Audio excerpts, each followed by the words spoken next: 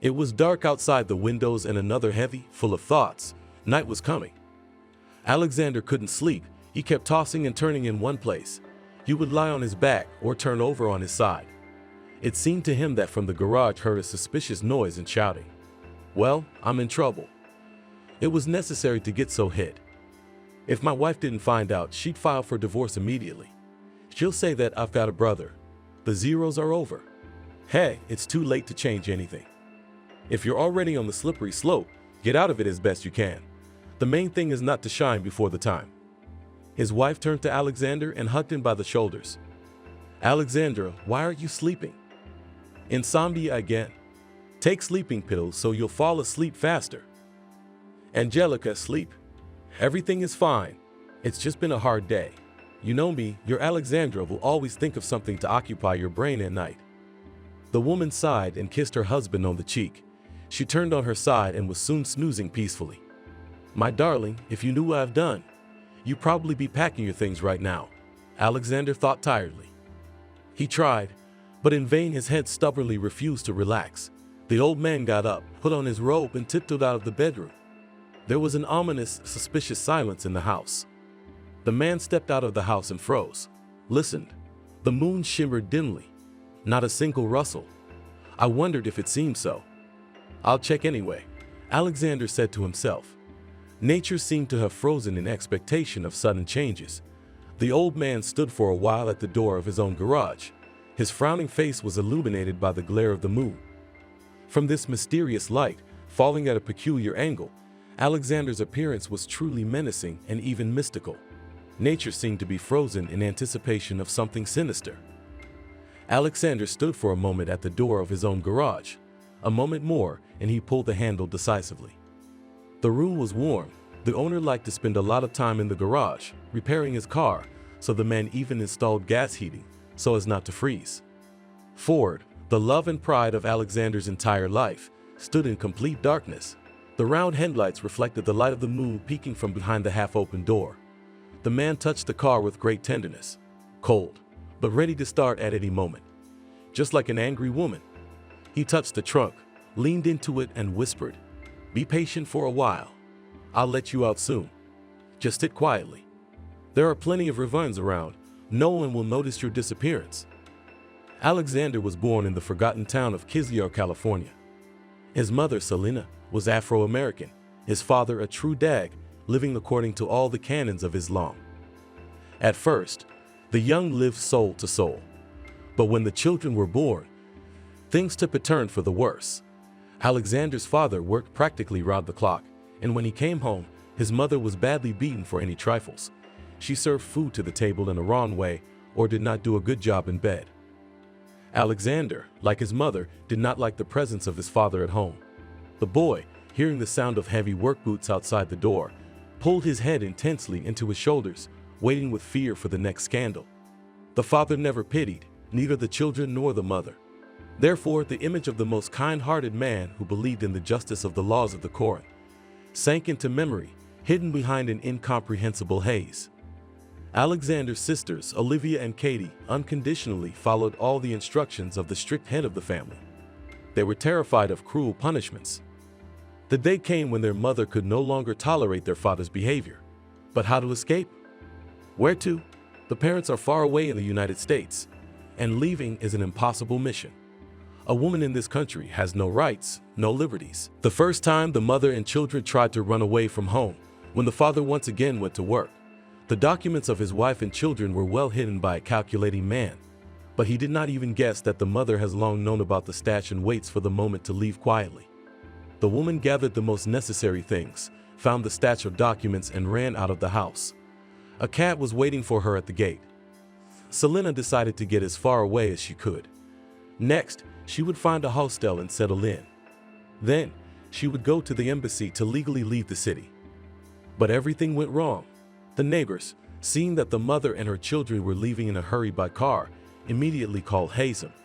The neighbors saw the mother and children leaving in a hurry in a car and immediately called Hazem. But no one was there. Hazem gathered his friends and neighbors of the men and asked about the car and the driver who had witnessed the family's escape. A few hours later, the man found his wife and children near one of the inexpensive hostels. Hazem took the unwanted with the children home and put them under lock and key. Now the mother had no right to see the children. The man hired a housekeeper, an old fat woman who smelled bad. The housekeeper had to clean the house, cook food, look after his wife and children, carry water and food to them. What was going on in Selena's soul at that time was hard to describe. Now she was deprived of everything. The opportunity to go to her homeland, to see her father and mother, to raise her children in love and respect. What will they see in this hole? I should have listened to my mother. She was right. A hot temper is not always an indicator of love, thought the woman, wiping tears from her face. A few years passed. Hazem again allowed the woman to move around the house, but the housekeeper remained. The woman knew that the old woman was looking after the family.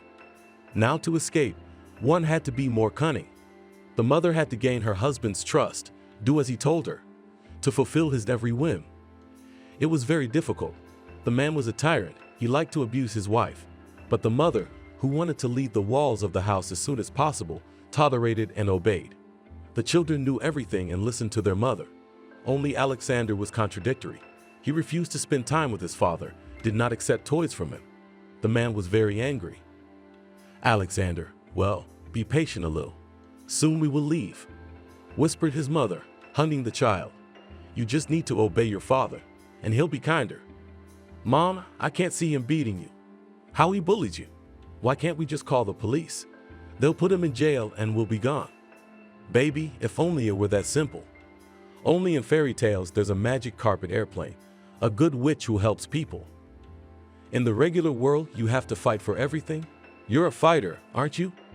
Look, your sisters listen to me, and your father stopped watching them a long time ago.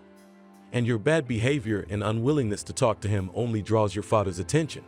Be nicer to him, even if you have to smile. Mom, I will do everything as you want, uttered boy. But when I grow up, I will fight by my own rules. No one will hurt my family. Lord, give a real childhood to my children.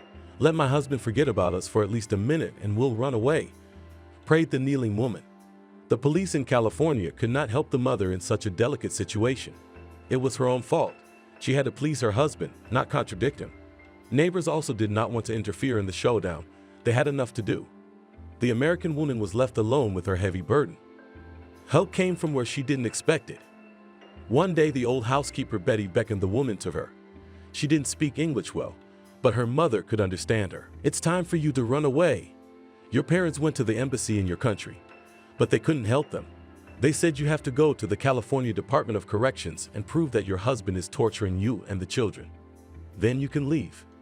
Betty, but how did you find out about all this? Why are you telling me all this? The woman winked. I was paid well by a handsome man. He's been asking about you. He looked like a real American, dressed like an American. I won't give you away. Don't be afraid, the old woman said hastily when she saw the woman's frightened look, so that you can leave quickly. I'll back you up, distract the master if necessary. Thank you, Betty. The young woman was overjoyed. There was a ray of light ahead. Not all was lost. The main thing is to get to the department unharmed, and there she will not be allowed to offend. The days flew by. The woman waited stubbornly for the moment when Betty would say she could leave. Selena lay on the low divan. Hazem had left for work an hour ago. They had had another argument. The man had said he would have a serious talk with her when he returned.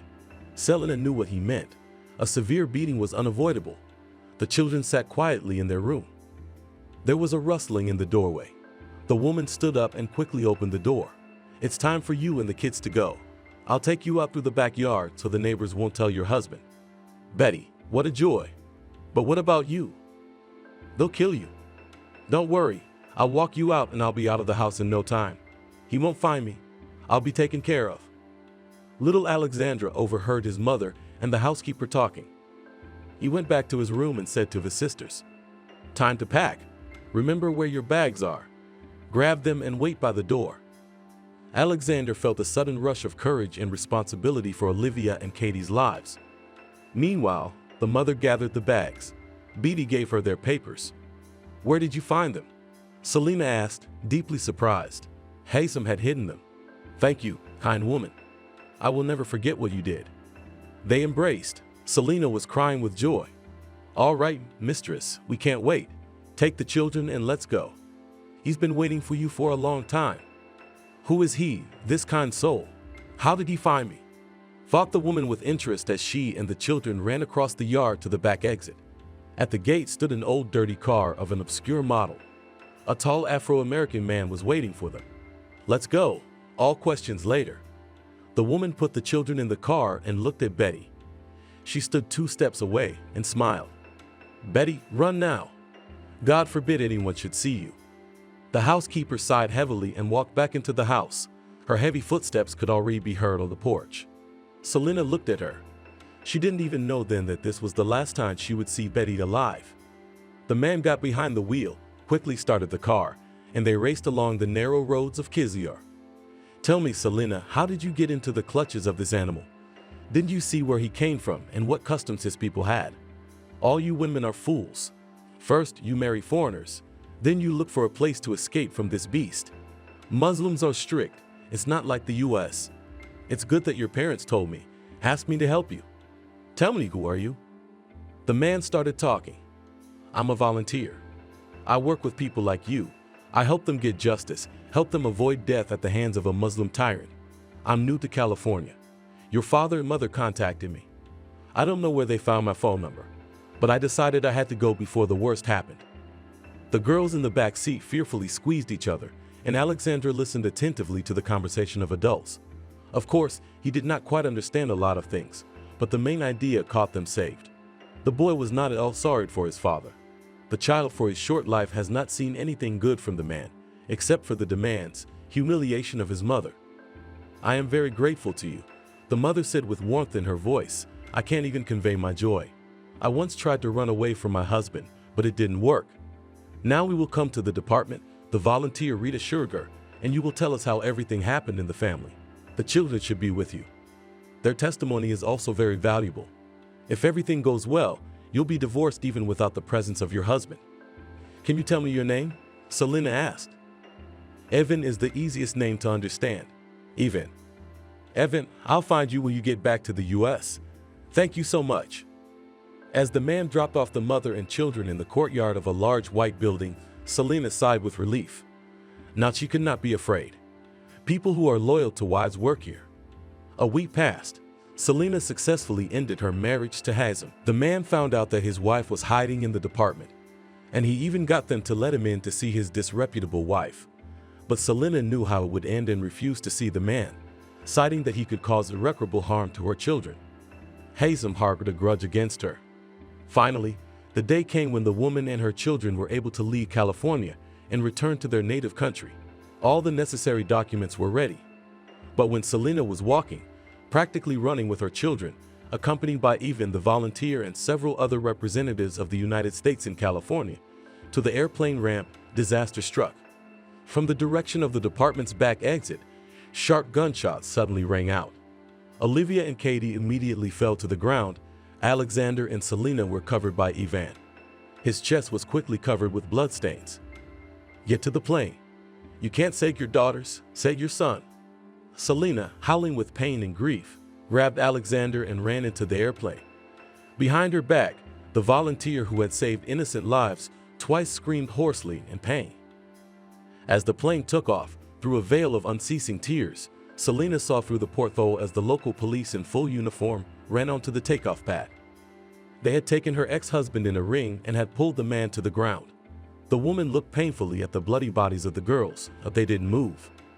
Even froze too. "I'm sorry, I didn't keep you safe," Selena sobbed, when the plane had already gained altitude and the whole bloody picture disappeared from sight. Little Alexander didn't cry. He huddled in the corner of his chair and stared at one point. On his table was the standard meal of porridge, a piece of bread, an apple, and a fresh cherry. It was the cherry that looked very much like the drops of blood on the sister's cheeks. "I didn't feel like eating at all." "Sonny, my darling," Celine whispered, "I'm sorry. I didn't keep you all safe." The woman pressed the boy with force, as if she was afraid that now he would fall to the ground from the airplane. Russia met the fugitives with bright sunshine and warmth. Spring was in full swing. Selena looked with pleasure at the native expanses, which she had not seen for a long time. Far below were birch groves. Green fields, and such green had never been, all yellow wastelands and burdocks. When the plane landed, the woman exhaled. That's it, you can no longer be afraid of anything. Her parents ran to the gangway, her mother crying and her father ruffled. Such dear faces. Hazem had prevented the woman from communicating with her parents even over the internet. The first meeting after a long separation was overwhelmingly joyful, full of tears. "Where are the girls?" Selena asked the mother. She only shook her head and burst into tears. "Hazem. He killed them," Alexandra said slowly. He stood with his fists clenched tightly. His gaze read determination, anger, and even rage. He had taken from his father everything a man needed, a hot-hearted, brave man. His life was just beginning. The most interesting things awaited the boy ahead. "Hey, Alexander, take it easy," shouted John impetuously. The old man stood near the house and watched how the guy sharply accelerates, then just as sharply reduces speed. "Stop, I say." John couldn't stand it any longer and followed the dust cloud. "I shouldn't have taught him. He's gone completely off the rails, grandson." Alexander saw nothing in front of him. He flew like a bird, slightly twisting the steering wheel on the turns. It seemed to him that in a moment he would take off. He just had to clamp the gas pedal tighter. His grandfather was running behind him and waving his fists. "Not grandfather." Alexander shouted through the window and pressed the gas pedal even harder. He drove into the field and raced straight down the dusty road. There was nothing to breathe in the car, so he had to close the windows. Alexander drove up to a shallow lake and stopped the car. The water beckoned to its depths. The guy quickly undressed and dived into the coolness. How good it felt! Alexander dived again and again, reached the bottom with his hands, scaring small fish. Having swum to his heart's content, the guy got out of the water and shook himself like a big dog. It was wildly hot, but it was cool near the lake. Alexander liked this place. Few people came here, too far from the village. The guy let the sun dry his skin and brown it a little, then quickly got in the car and drove back. "Now my grandfather will give me a task," Alexander smiled to himself. More than 10 years had passed since little Alexander had set foot on American soil, having escaped from Kizyar with his mother. The boy was very much worried, cried all the time. He had the same nightmare every night. He looks at his dead sisters and his mother calls him to the plane. Selena had to find a good psychiatrist for Alexander. Long months of rehabilitation of the boy gave their fruits. Alexander became much easier, and time a little tightened the fresh wounds of memory. Alexander's mother traveled more than once to Washington, D.C., to the California embassy. She wanted to know how her daughters were buried, what happened to her ex-husband, and what was the fate of Even the volunteer.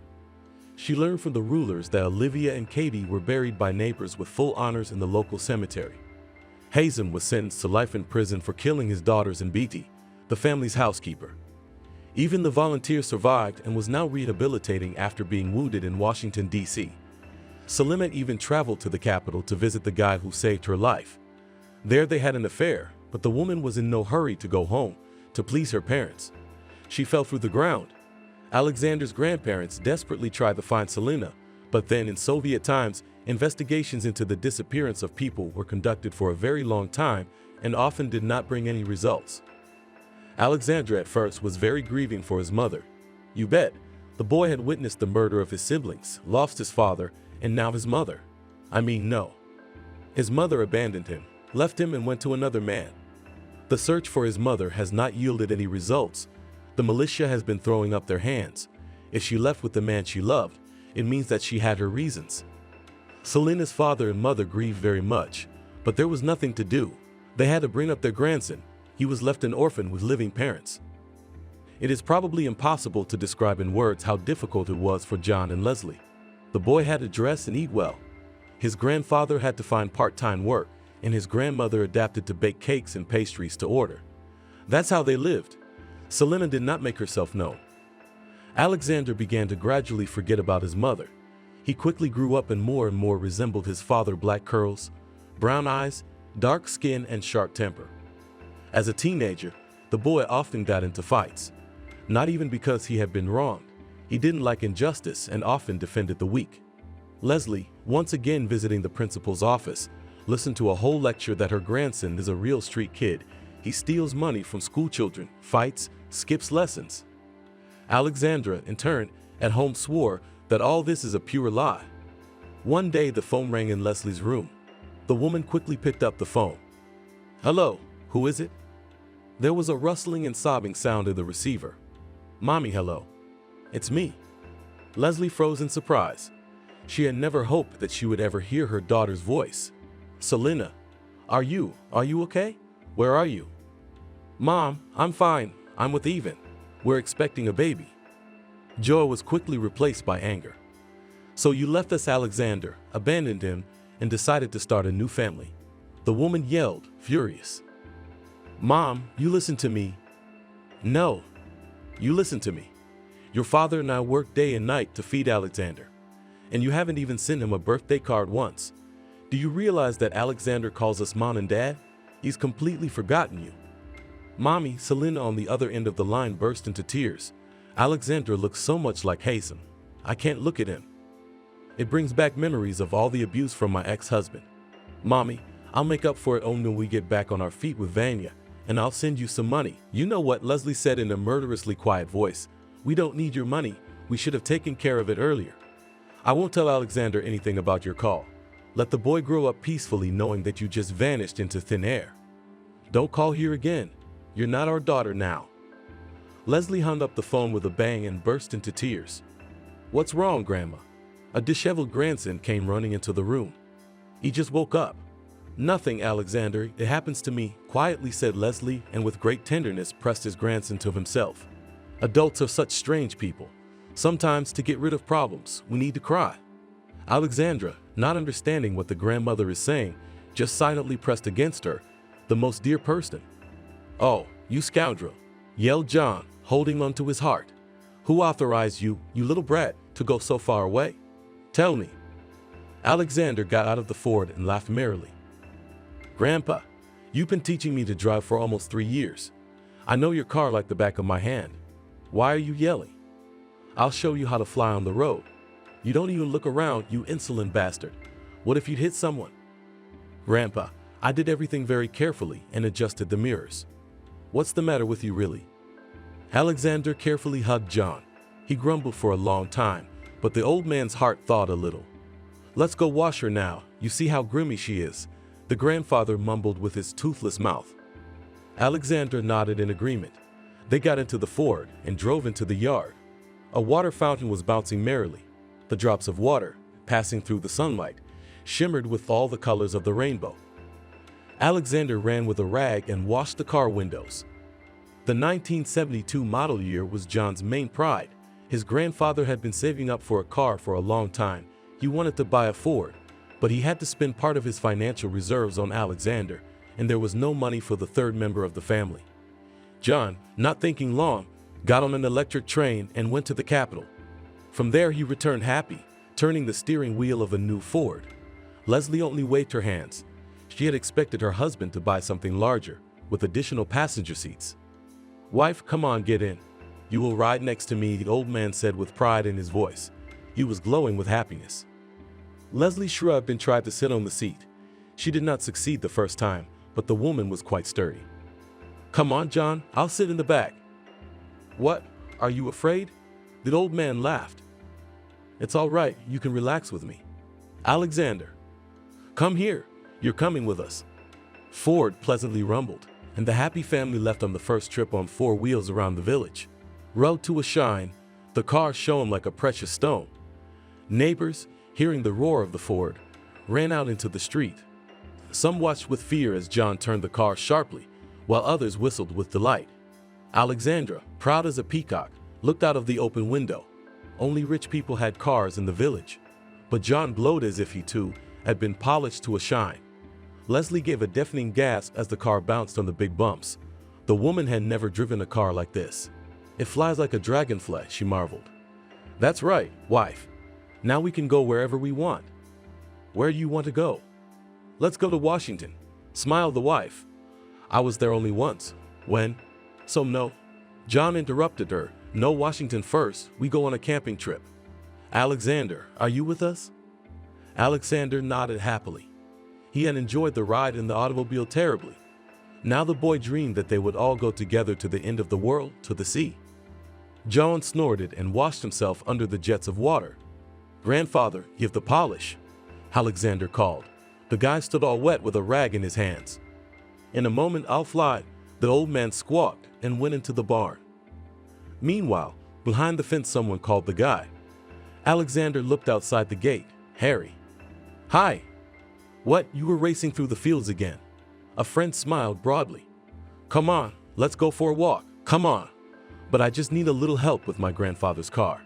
Harry jumped over the hedge. The friends quickly got on with the simple job.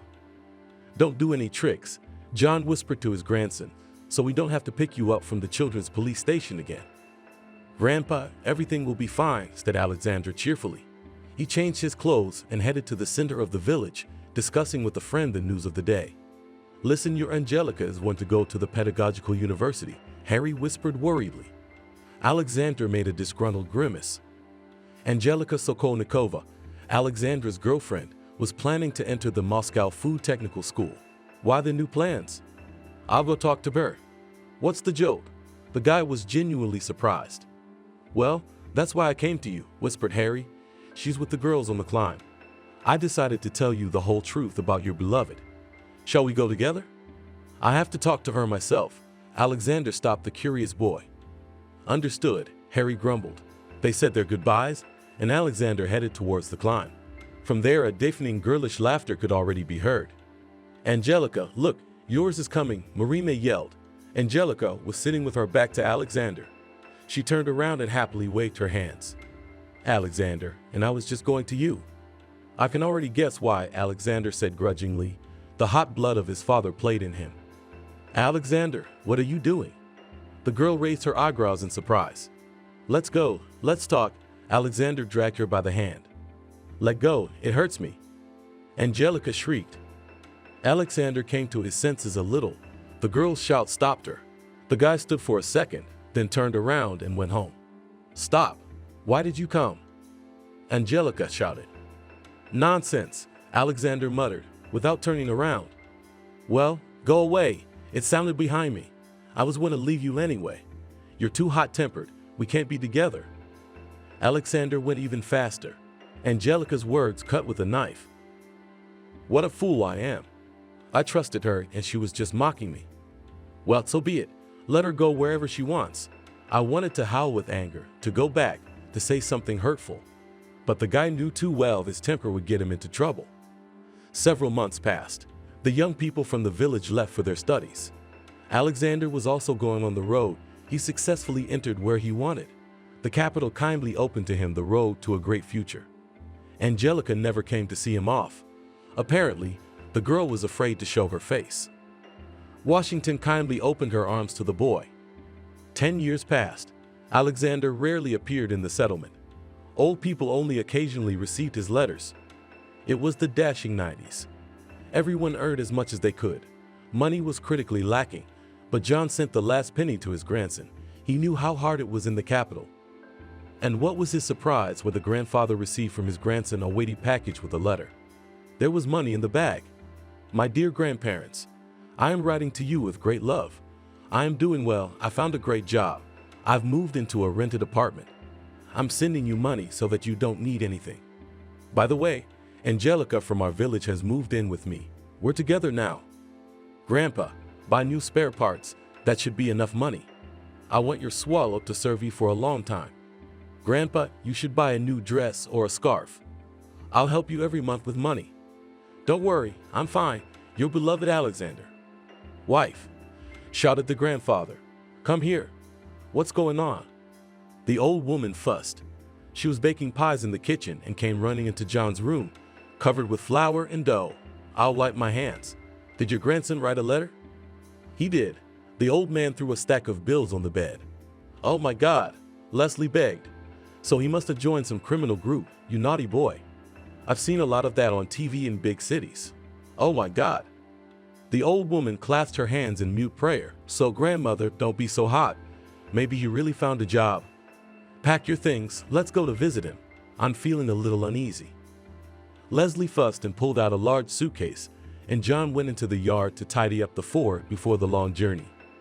The old people were right. Alexander at that moment roofed peddlers at the market and beat out of them money for safety, and his Angelica got the rarest collections of clothes, jeans, suits, foreign jackets. The guy got into the grouping not by accident. One of his friends offered to earn good money. As they say, if you have entered back, there is no way back. Alexander realized that the case is bad, smells of crime, but there was no turning back. Criminal authority nicknamed Shram kept all his subordinates at gunpoint. He knew where the guy's parents lived, and in any case he could raid there and make a mess. Alexander tried to hide from Scar, but he found the guy and gave him the last chance to correct himself. When extra money began to appear, the guy decided to help his relatives. But so he once again slept in front of his grandfather and grandmother. John and Leslie never made it to Washington. They died on the highway when they collided with a truck. The grandfather gave his soul to God at once, and the old lady died in the intensive care unit from blood loss. Alexander learned about this terrible accident only after a few days. Hospital workers could not find relatives for a long time. The guy buried his grandfather and grandmother in the village with all honors. A little wrinkled guy decided to restore Shram, kindly offered the services of his service station. "And you need to fix such a bunkin," he said in surprise when Alexander brought the car on a tow truck. "I'll bring you a foreign car from the Baltics. Do you want it? This is a memory of my grandfather. He was instead of my father," Alexander muttered, and tears came to his eyes. "I'm sorry, brother, for touching the notes of your soul. I didn't mean to." Scar, though he was a bouncer in a gang, could sympathize sometimes. "Listen, why don't we give your Ford a little makeover? New wheels and rims, repainted, tinted, and the interior could use a makeover. We'll put in a new stereo so it'll kick ass. Eh? Let's do it." "It's a good idea," the guy agreed. Suddenly, his cell phone rang in his pocket. "I'm listening," said Alexander. There was dead silence in the receiver. Then something clicked and a sob was heard. "Sonny, I'm sorry to bother you." "You have the wrong number," the guy mumbled and wanted to press off. "No, please," pleaded the woman. "I took your phone number from a nurse. When you were wounded in the hospital, I worked there as a nurse. I recognized you right away. I'm sorry I didn't come up to you and say hello. I was right next to you when you were discharged. I didn't dare. I couldn't. And now I'm dying. It's a boomerang, and I've had a bad life. Your grandparents are probably looking after you, aren't they?" "They're dead," Alexander hissed angrily. "Who are you? Why are you calling me? My mother abandoned me. She's not even interested in my fate." "Alexander, my dear, I left you." "Yes, you did." At the other end of the wire, a woman's hurried voice was heard. She was probably afraid that the guy would hang up early, and she would not have time to say the most important thing.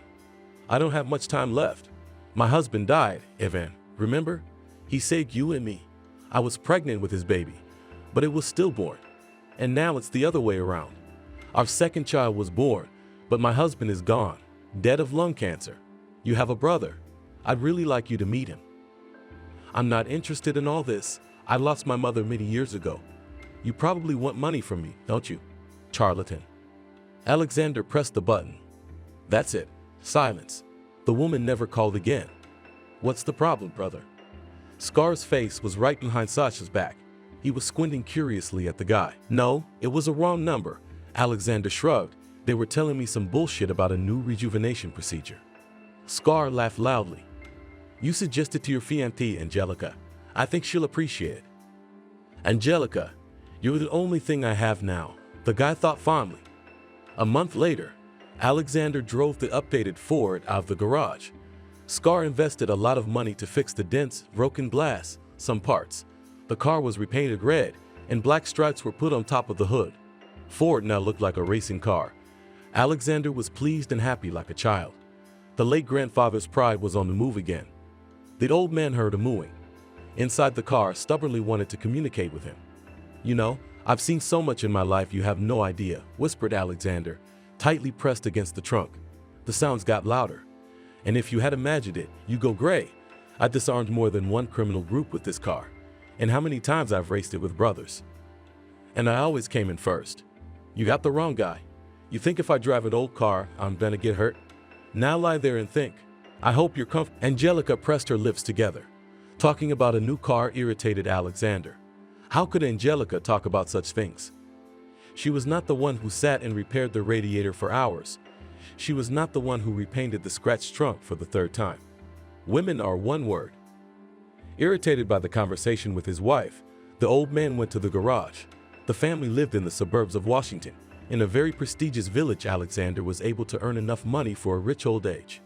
While her husband was hobbling around in the Ford, Angelica was packing a snack for a fishing trip and preparing a carrier for Rocky. The woman loved going out. She liked to spend time in nature or, in general, out of the house.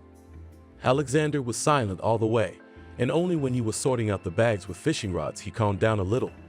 Rocky was already frolicking in the grass, and Angelica spread a colorful plate and laid out food: fruit, baked potatoes, sandwiches. Her husband had already chosen a spot and spread his fishing rods with bait. Angelica quietly approached him.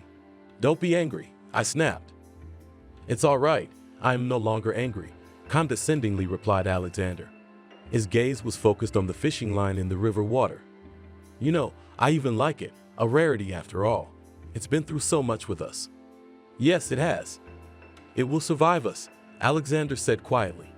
At that moment, someone took the bait. The line twitched. Another moment and grandfather, with a shout of joy, pulled out a crucian carp. The fish was caught on the side of the hook and twitched ridiculously. "It's a pity he can't let it back out. The wound is too deep. We'll have to fry it," he said sadly. Angelica's attention was distracted by a noise coming from a little above the clearing where they were camped. While her husband was fishing, the woman quietly walked up the path. The path was so steep that sometimes Angelica had to grab onto large weeds growing out of the ground. Finally, the woman made her way out into a nearby clearing. The place was very tempting. Angelica even regretted that she and Alexander had not climbed a little higher. The clearing was surrounded on all sides by old birch trees, and the middle was empty, without bushes and trees. Very cozy. But something else caught the woman's eye. In the distance, at the very edge of the clearing, a fire was burning. "Well, it's an outrage. Who would think of burning a fire in the forest? It's not far to a fire." Angelica looked at the people who were at the fire, but without her glasses it was extremely difficult to see their faces. A little to the left stood a few foreign cars of the latest models. "I wonder how they got here. We'll have to take a closer look," Angelica thought. Just then, a cat darted under the woman's feet with a growl and hiss. It was Rocky. He, like lightning, rushed on all sails to the merry company. "Rocky, stop. You stupid animal. You'll get caught in the fire." But the fat man didn't react. Angelica had no choice but to follow the cat to the fire. Up close, it became clear that in the clearing gathered local majors, sons of rich parents. Angelica knew almost all of them by sight, but one guy remained a mystery. He kept a little apart from the others. Seeing the disheveled Angelica, the company started throwing obscene jokes in her direction. "They're drunk." A hunch flashed through the woman's mind. "We need to be careful with them." "Who the hell is this?" yelled one of the majors in a slurred voice. "Have you come to drink with us? Join us." "All right, take it easy. I'll find Rocky and quickly escape from the clearing to Alexander. The main thing is to be polite to these young men." "Good evening. Say, have you seen a cat around here?" He ran towards the fire. "Well, mother, what are you using?" The biggest of the guys laughed. "We don't see anyone here but an old woman." "What cat? What's he doing in the woods?" "He ran away from me." Angelica tried to smile, but her eyes were drawn to a white spot in the grass, not far from the burning flames. Could it be a swan? The woman stared in silence for a moment, then decided to ask, "Who is that sitting in the grass?" "Oh, that's our dinner tonight. We caught it in the park. He was screaming like crazy. Would you like some fried swan? They say it's a delicacy." A guy standing on the sidelines suddenly started talking. "Mother, I wish you'd get out of here. I know you and your husband. Go in peace. Don't disturb me. We'll find a cat and bring it to you. You're fishing in the lower meadow by the lake, aren't you?" "Mark, what are you doing to her?" The fat man grumbled. "Let her stay with us. Let her get away. Her husband is probably sitting there looking at frogs, and the old woman is bored. Come here, chicken, we'll give you a treat, and you'll cut up a swan for us." The boy laughed and made an unmistakable gesture with his hand. "Archie, calm your talents," said calmly Mark. "Woman, go back where you came from." "No, Mark, you keep your mitts down. What a leader you are. The knife will soon replace you. He'll get well and come back." "The knife won't come back," Mark answered, twisting a long thread sticking out of his t-shirt on his finger. "I won't let him. We've had enough adventures on our heads. Let him look for new slaves." Young people intervened. Finally, Angelica, maybe you let the poor bird go. It's suffering, and I'll bring you my cooking. Go away, woman. Your cooking is already cold. Eat it yourself with your old man. Archie turned to the company. Guys, why don't we go and have a taste of that old bag's cooking first, and then come back and roast this lovely bird? No, Angelique pleaded. Please don't kill the animal. It hasn't done anything to you. Hear that? Mark stepped out of the shadows and crossed his arms over his chest. Were you to be calling the shots here? Meanwhile, Rocky, trotting around looking for a missing field mouse, flew right at the company and slammed his whole body into Archie's leg. What the hell is that lump of bones? The fat mountain was genuinely surprised. The guy picked up the mealing animal and looked slyly at Angelica. She froze from fear and surprise. What will they do now, these spoiled rich people? Here, Mark, let us throw this furry one into the fire. What would happen to him? The fat man shrieked with lively interest. The others supported the fellow with whistles and shouts. No, shrieked Angelica and rushed to Archie. Mark, sensing a showdown, stood in front of Archie. His face expressed both determination and despair mixed with uncertainty. Alexander, meanwhile, was fishing. He had caught several large redfish and now glanced at the bucket occasionally, clucking his tongue in pleasure. The absence of his wife did not bother him. Angelica liked to walk alone in the woods. The old man's tranquility was interrupted by Angelica's desperate cry from the upper clearing.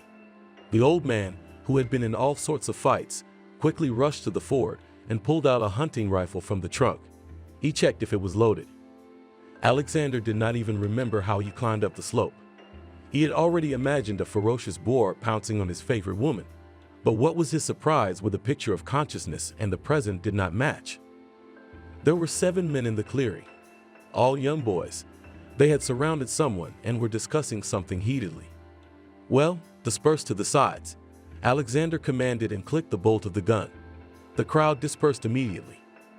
Grandpa, what are you doing? Drop the gun, Archie battled. Alexander only now noticed that Angelica was lying face down in the grass, her dress slightly raised. Hey, you bastards, get on your rigs and get the hell out of here, roared Alexander, swinging his weapon threateningly. Old man, take your wife and get the hell out of here. We didn't touch anyone, but yours came here and started asserting her rights. Mark glinted his eyes in the darkness. He, unlike his friends, held himself with pride and courage. Who are you to tell me what to do? Maybe you also have a gun. Alexander's eyebrows flew up. The whole elite town knew about the old man's past, and no one had ever crossed him. And here are the youngsters. Arrogant, drunken majors. I don't have a gun yet, but Knife's gonna give me his armory soon. You know who he is, don't you? I know who the hell he is. He ain't giving you nothing. Boys. Archie, meanwhile, had let go of the hissing cat. He must have had a new prank in its head.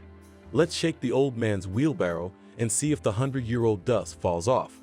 The other majors howled approvingly, some of them already headed for the path leading down.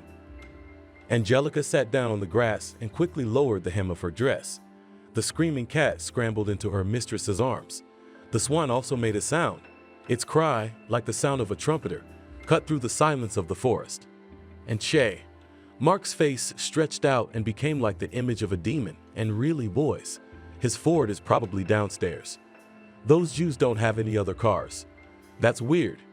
You stole a lot of money and you can't buy something new. Halt. There was the sound of gunfire. Some of the guys crouched down, covering their heads with their hands.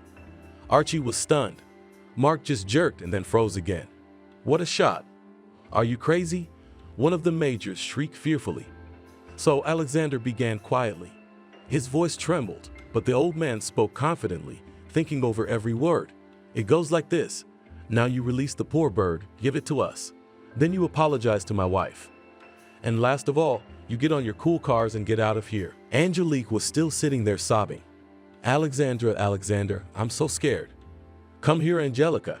Alexander gently drew the woman to him and kissed her. He was beautiful in this anger. Immediately remembered the slutty 90s as he, together with Scar, brought order to the spontaneous markets, collected taxes from sellers and shuttle traders, selling quality clothes from Turkey. And now some gang of teenagers led by a stupid boy want to show him, one of the leaders of the criminal gang, how to live. No, that's not gonna happen. Who's in charge here? He asked in a businesslike manner. The silence lasted only a few seconds. Mark stepped forward and proudly stuck out his chest. Well, me? What now? Do you have a car? Mark nodded in agreement. The guys froze in surprise. What's going to happen now? Let's make a bet. Whoever is the first with his car to arrive at the conditional place will yield. And I'll be in charge of our elite neighborhood again, just like before, and Knife will be my assistant. There was a surprised murmur in the crowd. Mark grinned crookedly. Your car will die right away. Are you sure? The grandfather asked slyly. Then let's check it out. Get your car out on the highway. Mark went to his car. The others quickly took seats in other foreign cars. Everyone was interested to see the spectacle in which an old man, a former brother, would be trampled by car wheels. Alexander also turned and headed for his car. What are you up to, you old chump? Angelica ran behind and could not hold back her anger. How are you going to compete with these teenagers? They'll overtake you in the first few seconds. Quiet, wife. Let's go faster. Don't forget your Rocky. Don't worry. Alexander got into the car. Angelica and her cat squeezed into the back seat. The guys were already waiting for them on the highway. Someone took out a cell phone, ready to film the old man's shame. Show me what you have under the hood, Alexander asked, as if he were an experienced racer. You have never seen anything like this before. Look and memorize, said Mark proudly. He opened the lid. Alexander whistled. Well done, you've put a lot of amplification. Will the car withstand such acceleration? You can be sure. When I'm the winner, you'll be my personal slave, remember. Mark smiled wryly. Deal. But when I win, you'll give me all your power and your boys. They will become my assistants. Oh, yes. And the swan too. All right then, let's see the inside of your car. I hope you haven't rusted through the lid yet. The crowd erupted in laughter. Archie threw obscene gestures and jokes in the direction of Alexander and Angelica. His wife stood nearby, hesitant to raise her eyes to look at the Ford. When the old man lifted the hood, the guys immediately fell silent. Eh? And how did it all fit here? Mark asked in surprise. You have to have a special mind. To make a racing car out of a Soviet car, the old man proudly stuck out his chest. Mark whistled. The guys were looking at the pumped-up motor with great interest. Well, let's go. Alexander asked cheerfully. Well, let's go. Mark's voice sounded less confident. Sit down, Angelica. I'll take you for a ride, said the old man to his wife. But don't be afraid. I'll strap you in and you won't even notice that you're flying at the speed of light. Come on, come on. Archie made a mark on the asphalt where the race would start. Listen, are you sure of yourself? Did you see what's under the old man's hood? He asked Mark. I did. But I'm not backing out, he said stubbornly. He checked the wheels and brakes and nodded to Alexander. That meant the guy was ready to race. Alexander, his wife, whined in the back seat while Alexander was carefully fastening her seatbelt. You're crazy. We're going to die. It's not too late to refuse. My dear, the old man told her loudly, I won't be me if I refuse such a duel. Understand? It's a matter of principle. When the racers were in full gear, the crowd poured onto the road. Thankfully, the always busy track was empty today. It was all about making the race happen. All right, Archie shouted. His face was crimson with tension. Here we go. On the count of 1, you start warming up your engines. And on the count of 3, you move forward. The finish line is at the starting point. You get to the brickyard, and at the first fork, you turn around. Whoever gets there first is the winner. To keep the race fair, I'll personally go to the factory and make sure you don't take any shortcuts. Mark, good luck to you. Go for it.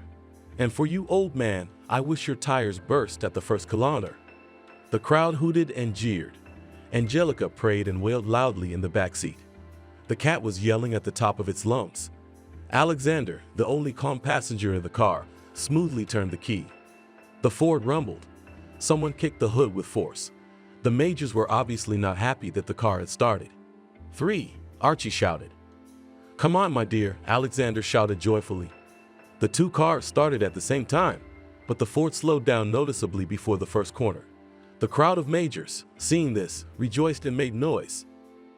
Alexander, long ago, when he worked together with Scar, remodeled his baby, made it a racing car.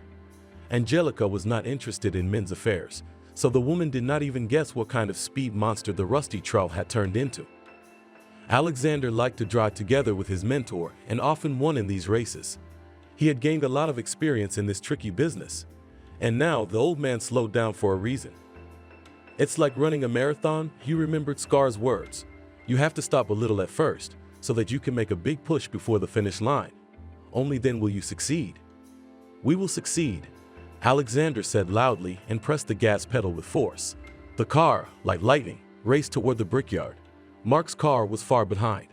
Oh God, Angelique screamed. What's this doing, God? Do you like it, Angelica? He asked excitedly. I'll kill you at home. She yelled back, just as soon as we get home. You better crash now. Len, you don't let me shake the old days. Alexander laughed and pressed the gas pedal again. Ford, with a rattle past the conditional marking of the finish line. The old man braked sharply. Rocky flew forward. Angelica gasped and froze. Mark's car didn't appear on the track until several minutes later. It was making a strange squealing noise. When the car pulled up, Alexander noticed that one of the wheels was oddly twisted. Mark rumbled grudgingly as he got out of his car. Well, what? Asked him joyful Alexander. Everything as we agreed. I won. So fulfill your promise. What did I say? Mark said, smiling slyly. Did you find a fool? If it weren't for the flat tire, I'd have come first. What difference does it make? Alexander asked the guy, surprised. We had a deal. If I win, you give me all your company, and the swan in addition, for re-education. Did we sign a contract with you, old man? We didn't. Come on. Make sure we don't accidentally take your carriage off its wheels. Go home and calm down. Satisfied with himself, Mark turned and walked toward the crowd. He got into Archie's car, and the others hurried to their cars. The race was over, but all was not fair. The noisy bunch of majors hurried toward town. Mark's car remained parked on the road. I'll show you how to live by the rules. Alexander spat angrily. Angelica got out of the car and tried to console her husband, but it was all in vain. The grandfather, who had a great Oriental character, started up like a new engine. Let's at least take the bird, Angelica said quietly. The swan must have stayed in the clearing. These young people do not write any rules. They do what they want. They do what they damn well please. All right, let's go and get your fishing rods and your bird. You'll think what to do with him. Swans don't live here. The husband and wife got back into the Ford. The old man was in the worst mood. Angelica knew that such a state of mind would do him no good. Rocky sullenly climbed into her lap and purred. The animal definitely did not appreciate such a race. The swan sat obediently by the fire. The majors had tied its legs and wings with strong twine quite tightly. The bird looked at Angelica exhaustedly. The animal did not even resist when the woman untied the ropes.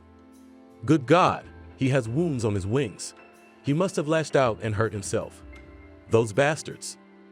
Look, wife, what I found. Alexander picked up something shiny from the grass. It was an army badge with the initials Sir Bradkov them engraved on it. Who could it be? We need to find out. They don't issue badges like that in the US. I don't understand. Guy must have served overseas. It's weird how a guy in the service got mixed up with a bunch of majors.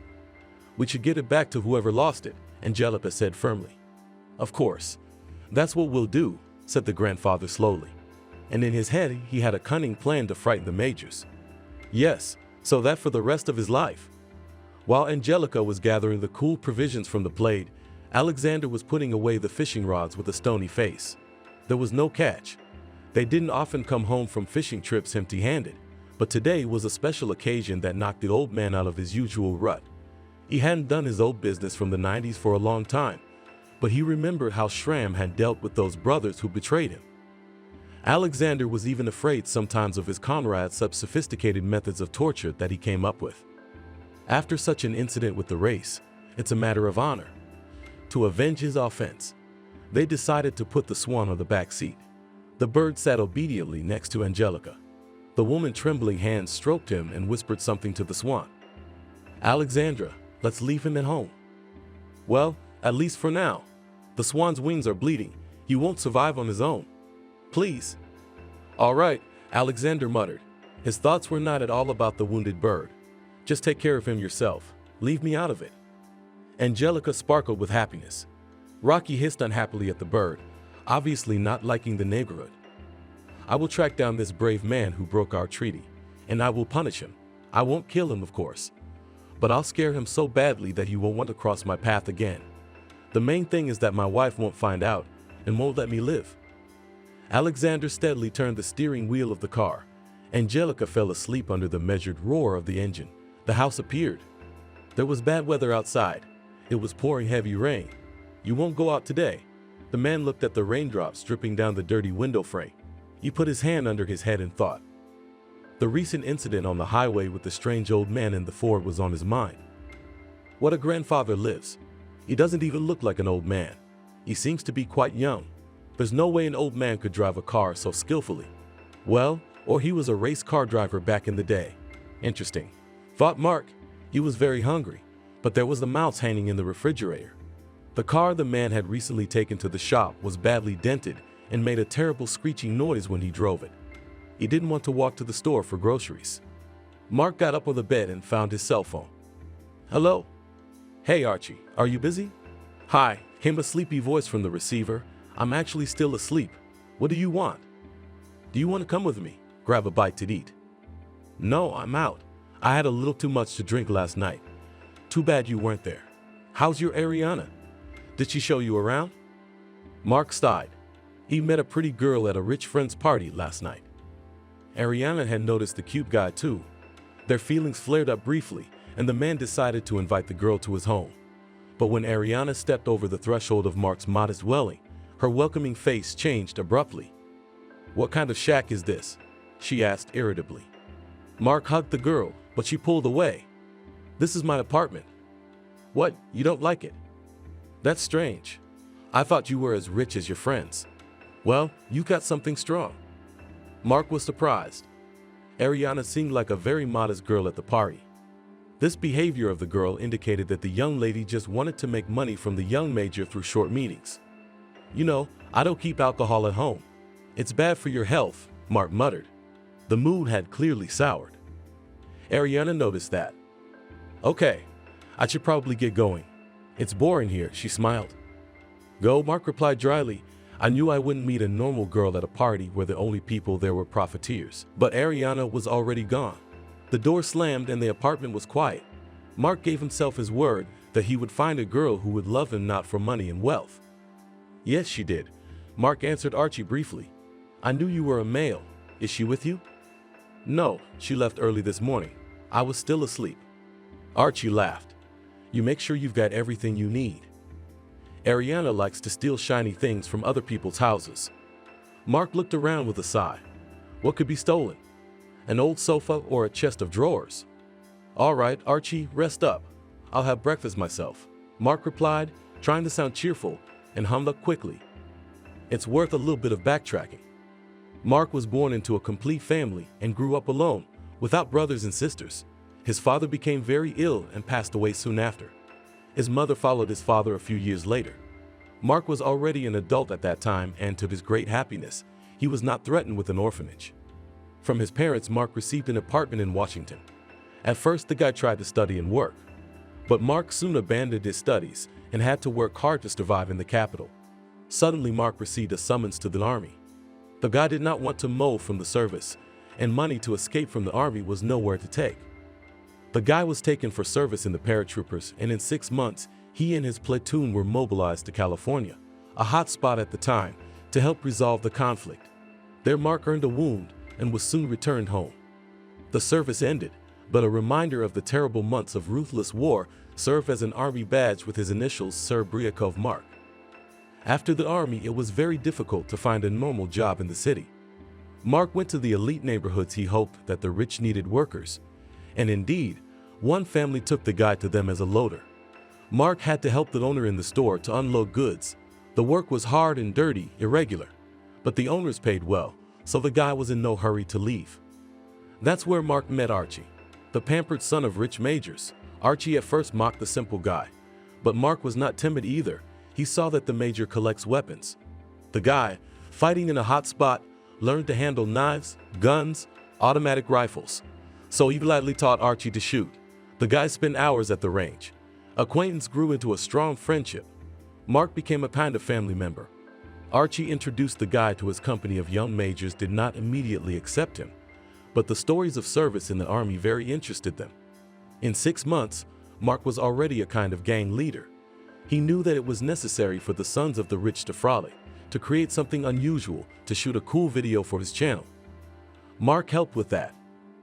After the guy had raced with the old man in the Ford and then refused to fulfill the terms of the contract, Archie and his company respected Mark even more. To them, feelings of responsibility, duty, honor were alien.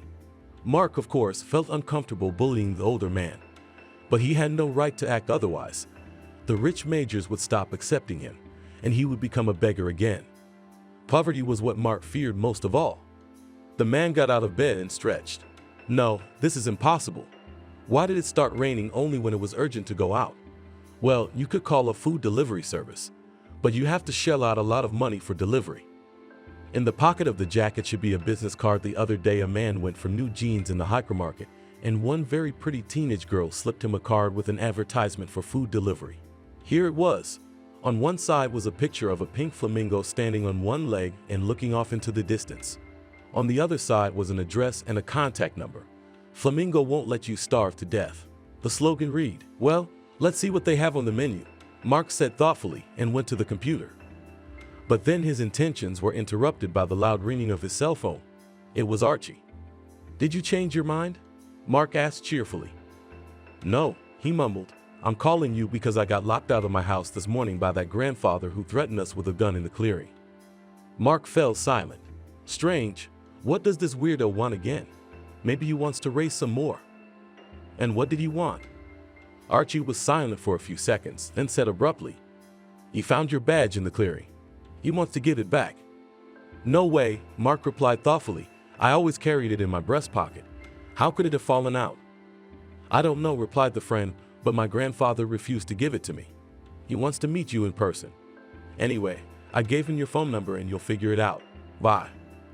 There were short beats in the phone, which meant that the conversation was over. Mark put down his cell phone and went into the hallway. He searched the pockets of his jacket for a long time, but the token was nowhere to be found. So after all, he lost it, the man said to himself in confusion.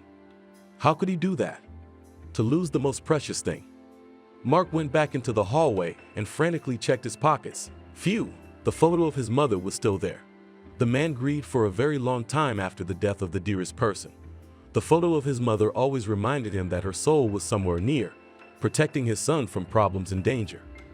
Mark carefully kissed the tattered photo and hid it in his breast pocket. The phone rang long in the hall. What a morning. I should have slept all day and turned off my cell phone. Strange, an unfamiliar number. Hello, Mark shouted irritably. There was dense silence in the receiver. I'm listening to you, repeated the man. Are you deaf or what? Remember me? Suddenly a hoarse voice sounded sharply. We had a race with you. You also sent me away then. Ah, it's you, Grandpa? What do you want from my badge? I know you have it. I'll meet you at that forest clearing. Tomorrow night, we'll have a man-to-man talk there. Okay, Mark replied. Let's do it at 8 o'clock sharp. The connection was cut off at the other end. Old bore, you want adventure at the end of your life. You're bored with life. Well, nothing. We'll see what he's up to. Mark smiled to himself. Such mystery and the place of meeting even turned the guy on, inflamed his imagination. Mark decided to do more mundane things and went to look at the delivery menu. Meanwhile, Alexander sat at home, in a soft armchair and had breakfast. Angelica had prepared an excellent omelet, which was impossible not to eat. The cat lazily jumped on the windowsill and looked at the gray wall of rain. Yes, I wanted to clean the yard today, put the flower beds in order, grumbled unhappily Angelica. Wife, don't grumble, Alexander said cheerfully, devouring the second portion of omelet. Go and read a book or embroider. Have a rest. The doorbell rang. Strange. Angelica was surprised. Who could come in such bad weather? Alexander, yours. Mine, the old man rubbed his palms. Go upstairs. It's not a woman's business to listen to men's secrets. Watch me, threatened Angelica with a finger. I'll find out that again you are robbing. Alexander got up from the chair and hugged his wife. Do not worry, my love. I've long been away from it. Just men bored at home came to me and backgammon to play. Angelica waved her hand, smiled, and went up the steep steps to the second floor. Alexander jogged across the huge hallway and opened the door. On the doorstep stood his old friends, Steve and Mickey. "Hi, why are you chasing us in this weather?" Steve asked grudgingly. Mickey, meanwhile, deftly took off his soaked jacket and carried it into the bathroom to hang it on the dryer. "There's a case," Alexander said quietly and put his finger to his lips, but not to anyone. "This is our secret case for the three of us." "Old man, have you decided to go back to the past?" "Well, I'll tell you that it's not the 90s anymore. Even the local police used to be afraid of us, but now they'll put their hands behind your back if you take a wrong turn. It's a matter of honor. Don't just stand on the doorstep. Come in. Take off your boots. Is your wife scrubbing the floors for you?" Steve, meanwhile, had come back from the bathroom. He was standing by the fireplace, warming his hands with pleasure. It's not even fall yet, but it's so cold, he wondered. "Well, come on, tell me about it." Mickey and Steve were practically the same age as Alexander. They met when they were all working for Scar. A strong friendship developed. Their wives were friends too. "I've already told you what happened to Angelica and me in that unfortunate clearing," Alexander began, as his friends settled into the warm, soft armchairs around the fireplace. "Yes, it was." Mickey smiled wryly. The flames from the fireplace danced in his pupils. "But what do you want now? Do you want revenge?" "Brother, you know the law of the boomerang. That brat hurt me badly and wanted to abuse my wife with his gang. Isn't that proof enough for you? If you don't want to help me, I won't force you. Go home. Steve will be enough for me." "Well, don't get too excited. I just swore to my wife and children that I would no longer decide who lives and who dies." Steve nodded in agreement. He always listened for a long time and then spoke. "No one is going to kill anyone." Alexander shouted and was immediately afraid of his own shout. Angelica could hear it. The old man listened for a minute, but the second floor was quiet. Apparently, his wife had dozed off. Then he continued in a whisper, "I want to scare him. Remember what Scar did to us?" Steve raised his bushy eyebrows in surprise. "You want to stick this guy in a trunk and keep him there like an animal, then drive him into the thicket and let him out?" "Yes," answered Alexander innocently. "I was badly offended, and Lena was also tried to rape. So an eye for an eye, a tooth for a tooth." "I don't know," said Mickey quietly. "I don't want to go to jail for kidnapping in my old age. So you'll just help me catch him and put him in the trunk. I'll take care of the rest." "Wait a minute, Steve. You don't want a guy to suffer in the trunk of your rusty truck. You can't even stay in there for an hour. Either you help me, or you walk away and forget about our friendship. We'd have always defended our honor and pride together. And now there are two fat bastards sitting in front of me, afraid to even move a leg." Alexander got up from his chair and went to the window. "Well, if we can hide our faces so we can't be seen," Steve began, "we can help." Yeah, Mickey mumbled. Alexander turned around excitedly. "I knew you were real friends. We'll talk about it now. The main thing is not to tell your wives. We'll make up an excuse for our absence." The three old men gathered around the table again and began to discuss the plan of action in whispers. It was only after midnight when Angelica decided to please the guests with her special fish pie. The next day, the rain did not hurry to leave the city. On the contrary, the downpour turned into a tedious and monotonous rain. The only thing that pleased the eye was the lush greenery, which had revived after a long heat wave. The foliage hummed with pleasure in the light breeze. Alexander sat in the kitchen and twirled a cup with cool tea in his hands. Yesterday with his friends they had thought over a plan of action to educate the young and insolent guy. Now it was only necessary to wait for the agreed time. Lately the swan, which Angelica called Baron, was able to walk around the house, proudly raising his head. Poor Rocky was locked up in one of the rooms. The bird and the cat did not want to be friends. Delighted with the swan's recovery, Angelica ran after the bird and collected droppings all over the house. Now Baron proudly came out of the corner and approached Alexander in search of a treat. "Well, you insolent creature," the old man crumpled. "Hold the cookie." The swan quickly swallowed a piece of cookie and nodded gratefully. Angelica came down from the second floor. She was in good spirits today, despite the rain. "Alexander, you have thought of everything so well. It's been ages since I sat with my friends and had a heart-to-heart talk with them. I've been so busy. Are you going to Steve's tonight?" Alexander smiled and nodded. Good. I'm off to pick out my outfit. The woman smiled and walked briskly back. Her loud, melodious singing sounded from the room. If you had known what kind of party you were going to go to, you would have eaten your brains out with a tablespoon long ago, Alexander muttered and gave the swan some more cookies. That's it, go. You can't eat too much flour. My wife will scold me for spoiling her, he smiled. The Baron shouted understandingly and went into the living room. Yes, you haven't shit there yet, the old man shouted after the bird. Nothing, your mom will clean up after you. Time dragged on like hot caramel, slowly and tediously. At 8:30, there was a noise of a car outside the gate. They're here. A few minutes later, the house was filled with a buzz. Women in bright dresses and expensive makeup swooped on Angelica like magpies. The wife was glowing with happiness, which couldn't be said for the men. The three friends were silent. Well, said Alexander, I leave you the most valuable thing, my wife. Have fun to the fullest. We'll go too. Angelica kissed her husband. She was already bustling around the table with bottles, plates, flowers from the flower bed. Steve, Mickey, and Alexander left the house together. I'd rather stay in the company of women tonight, Mickey muttered and looked up at the sky. It's gray and boring. You're like a woman yourself. Steve clapped his friend on the shoulder. Alexander, shall we go in your car? Yeah, I've got everything ready. Steve looked at the trunk and clucked his tongue. What's with the guns? Well, you never know. He's gonna attack. We'll have to be on the safe side. In the trunk, in addition to the gun, there was a water bottle, thick ropes, duct tape, and black hats with eye holes. I never thought I'd be doing this again in my old age, Mickey muttered as Alexander pulled out of the garage. It was cramped and stuffy in the car. Open a window. You could suffocate. It's okay. Now we'll drive with the wind, Alexander consoled his friend. Steve turned on the stereo. The car was filled with the sounds of an orchestra. It's more fun that way, he replied, embarrassed. The road to the meadow was quite beautiful. On both sides of the road were thick birch and maple trees. It seemed that you were moving in some mystical tunnel. Gradually, it was getting darker. There was not a single star in the sky. Rain fell in lonely drops on the car window. Alexander occasionally turned on the windshield wipers to remove the moisture and clean the glass. It's a good thing there won't be any clouds tonight, Mickey whispered quietly. Steve nudged his comrade in the side. Both fell silent.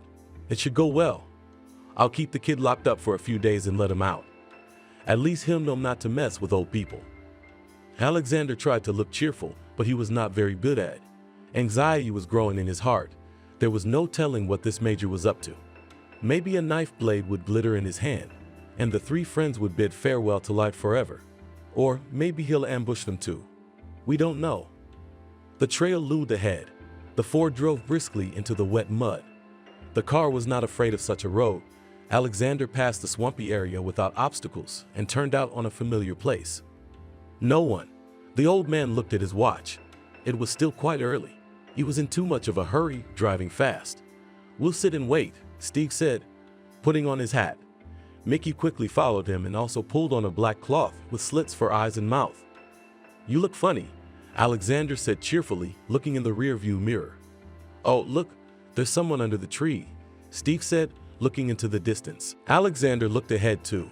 A little to the right of the forest road, there was a big maple tree. Someone was hiding under it. He's here. Go to him, Mickey muttered, and we'll join him later, as agreed. Steve, get out of the car. We've got to put on a nice little circle to get in the back. Dan rain. There's already water in my boots from the swamp. While Steve enjoyed cursing the weather, Alexander fumbled in his pocket for a metal token. A fine lure. Grandfather had been fishing for years, and he was a pro at it. His friends marveled every time the man brought back a huge catfish or pike in a net. It will be the same kind of fishing. Only the bait is different, and the fish are not fish at all, flew a silly thought in his head. Alexander resolutely opened the door. Mark had been freezing under the branches for a good half hour. The tree saved him from the rain, but not from the cold. When the boy saw the Ford pulling up, he was genuinely glad. The car was still under repair, and Archie had agreed to give Mark a ride to the clearing. But no more. The friend said he didn't have time to wait, turned around and drove away. Mark was left standing in the forest, at a complete loss. What a friend. What was there worth waiting for? A few minutes. I'll remember him. As soon as I fixed my car. Mark was angry and cold drops fell on his head. Well, hello, Brad, Alexander said. He stood a little away from the boy and looked at him. The experienced eye of the former brother was searching for suspicious folds in his clothes. Had the major accidentally brought a weapon with him? Mark was silent.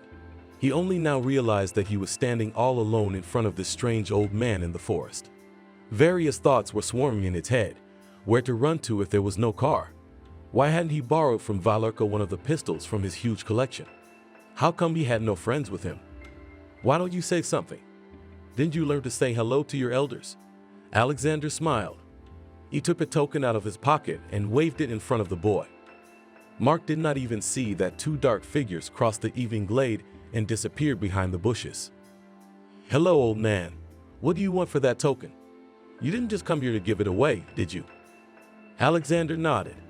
You don't know at all who you're messing with. Strange. Your major friends know, but you don't. Didn't they enlighten you? You're standing in front of a criminal mastermind who used to run this whole village and build people like you. So proud and arrogant, who don't know the meaning of manhood. I've never lived in this village, Mark shrugged. I work here for the owners. Sorry, I don't know who you are. So proudly sticking out its chest, Alexander continued, you humiliated me in front of your gang of rich and stupid freaks, and I want you to apologize to me in their presence. Mark's eyes widened. Are you out of your mind, old man? I'm not apologizing to you. Look for the fools. Suddenly the bushes nearby stirred and two shadows hung over the guy. One low and broad, the other long and skinny. Mark tried to scream, but his mouth was shut. Tie him up, someone shouted in a bass voice. The last thing the boy heard was Alexander's commanding voice. Put him in the trunk. Careful, don't hurt his head. Hurry up. The shadows were arguing. The voices were unrecognizable. Mark lost consciousness for a moment. The car was bouncing on the bumps. We had to hurry. It would soon be night. The wides must not guess where their wides were. Alexander pressed the gas pedal hard, and the old Ford sped towards Steve's house. The old man drove Mickey and Steve home, and they said goodbye, promising to keep quiet. Upon reaching his house, Alexander saw lights in the windows. There was music playing loudly. That's good. They won't hear it if he yells, the old man thought. He drove the car into the garage and turned off the engine, listened to the sounds, then walked forward and opened the trunk. Mark lay there with no sign of life.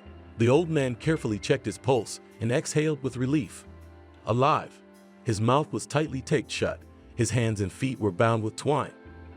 Alexander locked the trunk and left the garage. Now it will be necessary to play an exemplary grandfather, so that no one noticed that he was hiding something. Nothing, but at least one major will be re-educated. Yes, so that the guy will disappear the desire to argue with the elders. Alexander went into the house. Angelica and her friends were sitting at the table. All were already tipsy. My husband has arrived, the woman shouted cheerfully. Come here, sit down with us. You know, my dear, I'll even drink today. Alexander replied. The burning liquid warmed the body, and the head felt a little lighter. The old man helped his wife to call a cab for her friends. When the house was quiet, Angelica exhaled and plopped down on the small divan in the living room. You know, she said, it turns out Lucy and Steve are going to the Maldives for a month. They've already bought the tickets. Lucy was showing me pictures of what she's gonna wear to the beach. Despite her age, she's got a great figure. And I'm a mess. You are my most beautiful, hugged his wife Alexander, and you do not need any liposuction and injections of youth. Your Lucy cannot accept the fact that she is already 65. Alexander, promise me, blurred eyes Angelica looked at her husband. Promise that we will also fly to an island. I've never been abroad. All we did was drive around the USA. Lucy and Steve have traveled halfway around the world. I envy them. Of course we'll fly, Alexander said warmly, but we'll have to choose where to go. The main thing is not to be caught red-handed by the cops. Angelica quickly fell asleep in Alexander's arms. Her husband carefully covered her with a plate and went to the dining room to clean the table. He rinsed the plates and wiped the table. He put the set back in its place. He stood for a while, assessing the results of his labor. Then he left the house and headed for the garage. The car stood in total darkness, glinting with headlights. The old man opened the trunk. Mark was lying with his eyes open. When he saw Alexander, he twitched and mumbled. Come on, be quiet. Calm down, you will not succeed. Stay a little in the trunk. Maybe it'll clear your head a little. God willing, it'll all come out. The old man rummaged in Mark's pockets and pulled out a cell phone. The device was password protected. All right, the old man grumbled. I don't need to go through your cell phone. Let it stay at my place. Alexander closed the trunk and went into the house. His wife was asleep. He looked at the clock. It was already past midnight. He lay down on the bed next to Angelica. She hugged him and snoozed peacefully again. Sleep stubbornly did not come. Alexander stared at the shadows that lined up on the wall in a bizarre pattern. And the wind made them move. The branches of the trees created their wonderful theater of shadows. How can I sleep, Lord? I've never felt such remorse before. And now I just feel like an executioner, he thought, putting one hand behind his head. Angelica woke up and stared sleepily at her husband. Alexander, why are you awake? I don't feel like it. Sleep doesn't come to me in any way, he mumbled in reply. Take a sleeping pill, advised his wife. Yeah, sleep, my dear, sleep. I'll be right there. He got up, put on his robe. His wife was already dozing. Alexander quietly went out into the corridor. There was a sepulchral silence in the house. The Baron slept on his perch by the fireplace in the living room. The old man tiptoed past the bird. To wake the swan is not worth it. You will raise such a scream that not only Angelica, but part of the village will wake up. It was a bright night outside. Despite the cold rain, which had been pouring for several days in a row, it was quite warm. The large puddles had managed to dry up a little. Alexander walked up to the garage in his slippers. He kept thinking that Mark's screaming was about to come out of it. He couldn't stand it any longer and went into the small room again. Ford, the pride of more than one generation, stood, gleaming round headlights. Not a single sound. Alexander leaned over the trunk and whispered, "Be patient for a while, and I'll let you out. Don't scream and don't try to run, and don't try to tell anyone. You know, there are many quiet ravines." I stood again, listening to the perfect silence. He couldn't bear to lift the heavy lid. Beating eyes stared at him. The boy was crying. "Why are you doing this?" Alexander was sincerely surprised. "You were so brave, and here you are crying like a girl. If you're already going to the inn, then go." The guy mumbled and pointed at his jeans. They were wet. "Wow, I didn't think of a restroom for a guy," thought the old man frustratedly. Something had to be decided. Alexander spat angrily, closed the trunk with a clatter, and got behind the wheel. He drove for a long time. It was starting to get light. "Here I got into trouble," irritated old man said to himself. Such an idea to close the kid in the trunk for the fact that he just stumbled. Old asshole. The car turned off the road and drove onto a dirt path. Alexander kept his course toward the forest thicket. It was the first time he had seen these thickets. By the way, the old man had long ago left the borders of the region and drove into an unknown village. The forest was thick and overgrown. Alexander stopped at a small clearing. He stood for a few more minutes just like that. He listened to the barking of dogs, the noise of trees. Not a soul was around. Only the moon illuminated the grass, the leaves, and the car. Alexander sighed, walked to the trunk, and opened it. The boy's face begged for mercy. "I wanted to keep you much longer, of course," Alexander began, looking straight into Mark's eyes, but took pity. "I can't watch you ruin my trunk anymore. Anyway, you could be glad I'm letting you go. But my main condition is that you don't know me, you haven't seen me, and you haven't been in my trunk. Understand?" Mark nodded. A tear ran down his dusty face like a rivulet. "All right, if you so much as mention this to anyone, you're on your own. I'll kill you, but I'll find your ugly little soul. You've seen my friends? They'll help too, you can be sure of that. Now I'm gonna untie you quietly. Go away. By the way, we're a long way from our village, about 50 kilometers away. Look for ways to get home on your own." Alexander took out a knife and carefully cut the ropes first on his hands, then on his feet. Mark pulled the duct tape off his face with a groan. "Hold your badge and cell phone," Alexander mumbled. The guy nodded silently and took the items. He carefully slipped the cell phone and token into the breast pocket of his jacket. Suddenly, a crumpled photo flew out of there. "You dropped it." Grandpa carefully picked up the black and white photo. On it was someone very familiar. Eyes, lips, affectionate smile, hands. "Where did you get this picture?" wailed Alexander. His mother, Selena, was looking at him from the photo. "I've always had it," the boy said quietly. "Why? Where did you get it from?" Alexander's face stretched. As if from the distant past, his mother stood before the old man, crying in front of the airplane ramp. And below lay his sisters in a pool of blood. In the distance, his father fell to his knees with a confused face. Near him lay the ill-fated machine gun. "This is a picture of my mother. She gave it to me when I was a teenager. I've kept it with me ever since. My mother is dead, but the memory of her is with me always." "I don't believe it," Alexander said firmly. "It's my mother, Selena. She and I ran away from California, then lived with my grandparents. Then she went to visit the volunteer who saved us then and disappeared." "That volunteer is my father," Mark said quietly. There was a fog in his head. "Even. And I'm Mark. My mom used to tell me that she came to visit my dad when she was very young. She didn't tell me she still had kids.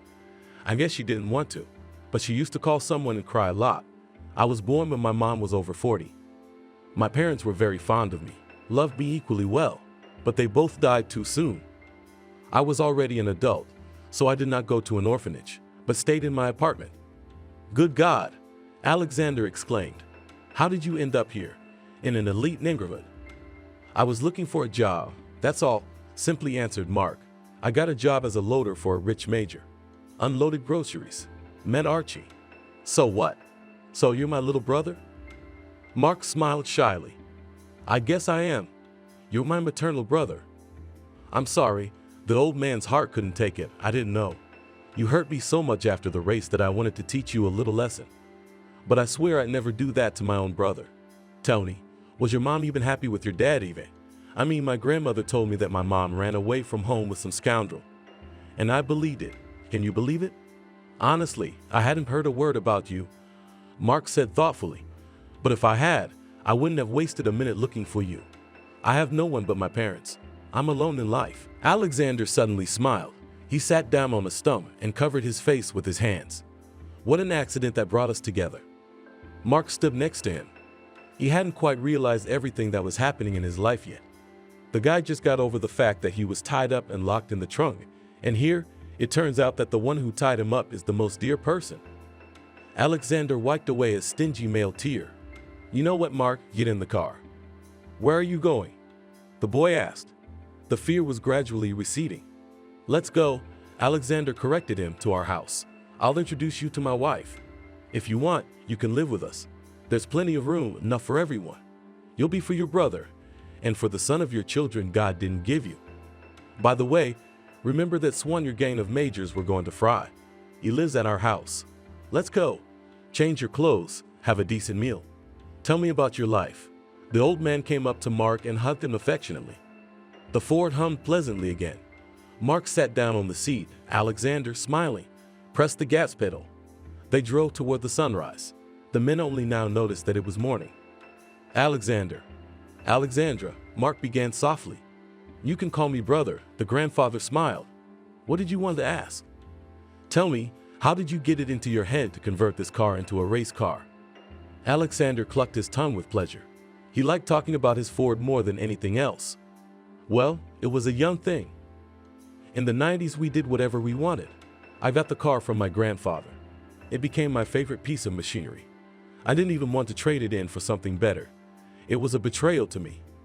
My partner helped me stuff the car with all the gas pedals and we started racing. If I'm gone someday, don't sell the Ford, you can have it. It's a good, solid car." "What are you doing?" Mark smiled. "We'll race with you again, brother." The car disappeared into the morning fog. Only its pleasant murmur could be heard. A new day was beginning. A new era, full of unknowns and gifts of fate, was beginning. Alice was putting things in order on the mezzanine, almost through tears. Whatever thing you pick up, there is something connected with each one. Old shoes, carefully filled with newspapers and still packed in their original boxes. An artificial Christmas tree folded into 3 pieces. A box, sabers, garlands that still managed to shine in the hands of the husband. Cardboard treasure with Christmas decorations, ski equipment. She froze for a second. Treacherous tears appeared in her gray eyes, not wanting to dry. Children should not see her melancholy and hopelessness. Away with sadness. We need to get together. I remembered my mother's voice, The top closet is a collection of unnecessary rubbish. I will definitely get there and throw everything from there in the trash. Didn't get there, didn't get out, did not make it. Not only did the mischievous neighbor like to joke about Alice's father that she was born from a visiting young man, but also her mother burned out within a week. The doctor's verdict sounded ominous. Awakening of an "You came to us too late, my dear. Severe internal bleeding. We couldn't do anything, even on the operating table. Time was lost." Well, so the surgeon in the blue uniform looked with pity at the girl folded on the couch near the operating unit and hurried to disappear out of sight into the labyrinths of the hospital corridor. Alice was left an absolute orphan. Now she had no one in this world. Yes, my mother sometimes complained of stomach pain, but it came as a shock to Alice that this would be a death sentence. Stern, formidable, she raised and pulled her daughter until she was 20 years old, almost taught her, and also managed to keep order in the courtyard of their old 5-story building. First as the best janitor in the entire area, then as a worker. So she proved herself in all guises, so that all the authorities were always calm in this house. Neither the tenants, nor the electricians, nor the plumbers will spoil you. Sandra will quickly bring everyone to their senses. My mother was a homegrown intellectual with a secondary school education. I spent all my free time reading books avidly. Fortunately, the social library in the neighboring house diligently sowed the reasonable, good, and eternal to the masses. She wrote competently and expressed her thoughts. In life, you can't tell which one is from the wipers. She knew household needs by heart. The entire large community service team literally prayed for her. I got a 2-room apartment at my place of work just 5 years ago. Before that, I huddled in the service closet for the janitors with my daughter. And when a lonely old woman died on the first floor, they provided her with housing for many years of efforts. Now Alice has got her apartment. The girl graduated from school. Well, easily entered the Pedagogical Institute and dreamed of teaching children English language and literature. When Sandra passed away, she had just finished her 4th year. There was still practice at school ahead, and then defense of my diploma. It was just unclear what to live on now, how the mother made ends meet with her salary, and even dressed her daughter decently, was a mystery to Alice.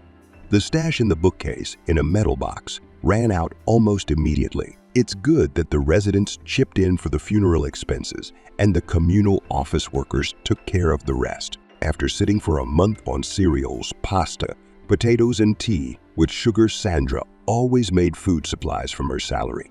Alice clearly understood. She urgently needed to look for some kind of work. She would not last long without new cash injections. A month later, she began a 6-month teaching practice. This means she can only work in the evenings. How can one not remember how many successful businessmen and movie stars began their careers? The answer lay on the surface. Become a waitress in some cafe or bar. A suitable place was found surprisingly quickly. At the favorite beer bar, which makes money from broadcasting sporting events accompanied by beer drinks and light snacks. A waitress has just quit. The lively girl's patience ran out, and all because the audience in the hall, with a huge TV on the entire wall, showed their joy over goals scored or grief over missed goals in a unique way. In an impulse, some red-haired fellow would pour the remaining beer directly into the round recess in the center of the table and let a small aquarium fish swim into it. Another character could kick a waitress walking past a table with a full tray. The third subject, at the sight of the impending failure of his favorite team, generally pushed food from the table, jumped up angrily, and began to cut circles around other tables, not allowing the worker with the next portions of the foamy catalyst of emotions to freely move around the hall. The director of the establishment saw the outrage, but their bar was on the outskirts of the city. The contingent in it was made up of local workers. They didn't seriously damage the property. They made some noise and then peacefully went home. Even fights happened only a couple of times and ended at the very beginning with a couple of slaps in the face without harming the strong male health. Alice was told about the vacancy at the favorite bar by the same neighbor Nura, who knew all the news in the area before the police and local gossips. She grabbed the girl at the entrance and sarcastically whispered in her ear, "You seem to be looking for a job that wasn't dusty." So I found you a position. Do you know the favorite bar? There today, the waitress ran away straight from her shift. Go and talk to him. The director is a normal guy, he won't offend. Favorite greeted Alice with the clink of glass beer mugs. In the distance, in an empty hall without visitors, a muffled whisper could be heard. Dishwashers and cleaning ladies were talking among themselves. The latter had just frantically polished the floor to a perfect shine. But curiosity got the better of him. And where did our director gallop to? Does he think that an hour before opening, he will find some fool to take his place? Nobody wants to put up with this tipsy coddle. I told him so many times, take my sister as a waitress, but he refused. He says, she's old. Where have you seen a woman ride off a scrap at 47 years old? Let him now suffer without a waitress. I also offered him my sister. She's only 40 years old. And he refuses. He only wants a younger girl for our hot guy clients so that their blood will boil from her too. Behind the wall, two young guys quickly took pizza dough pieces out of cardboard boxes, then pushed them into a large machine. A new acquisition in Alex's pride. He coated the paid test bases with mayonnaise and then put fillings on them. Sometimes with sausage, sometimes with fish, sometimes just with grated cheese and olives. Alex didn't have a large kitchen here. The hottest option is piping hot pizza. For snacks, there is an endless amount of beans, industrially prepared baked goods, dried and smoked fish, chips, dried squid rings, spices, small fish in bags, nuts sprinkled with spices, cheeses, sliced smoked sausage, toasted bread, crackers with salt and pepper. It's impossible to list everything. At the favorite bar, they didn't bother with plates, forks, spoons, and knives, and included all the disposable plastic utensils they used on their customer's bill. Another thing is beer mugs. There's a whole collection of them lined up on the shelf above them. The owner imported this glass goods from all the cities where it was brought. Exquisite options are for VIP clients. The owner brought them from Prague and Munich, which is simpler. He took them here in souvenir shops. It was in this splendor that I met the waitress on my doorstep for the first time in a bar for sports fans. Only not a single bartender out of the 3 working here has yet been there. They'll be there by the start of the shift. They are the elite among the staff.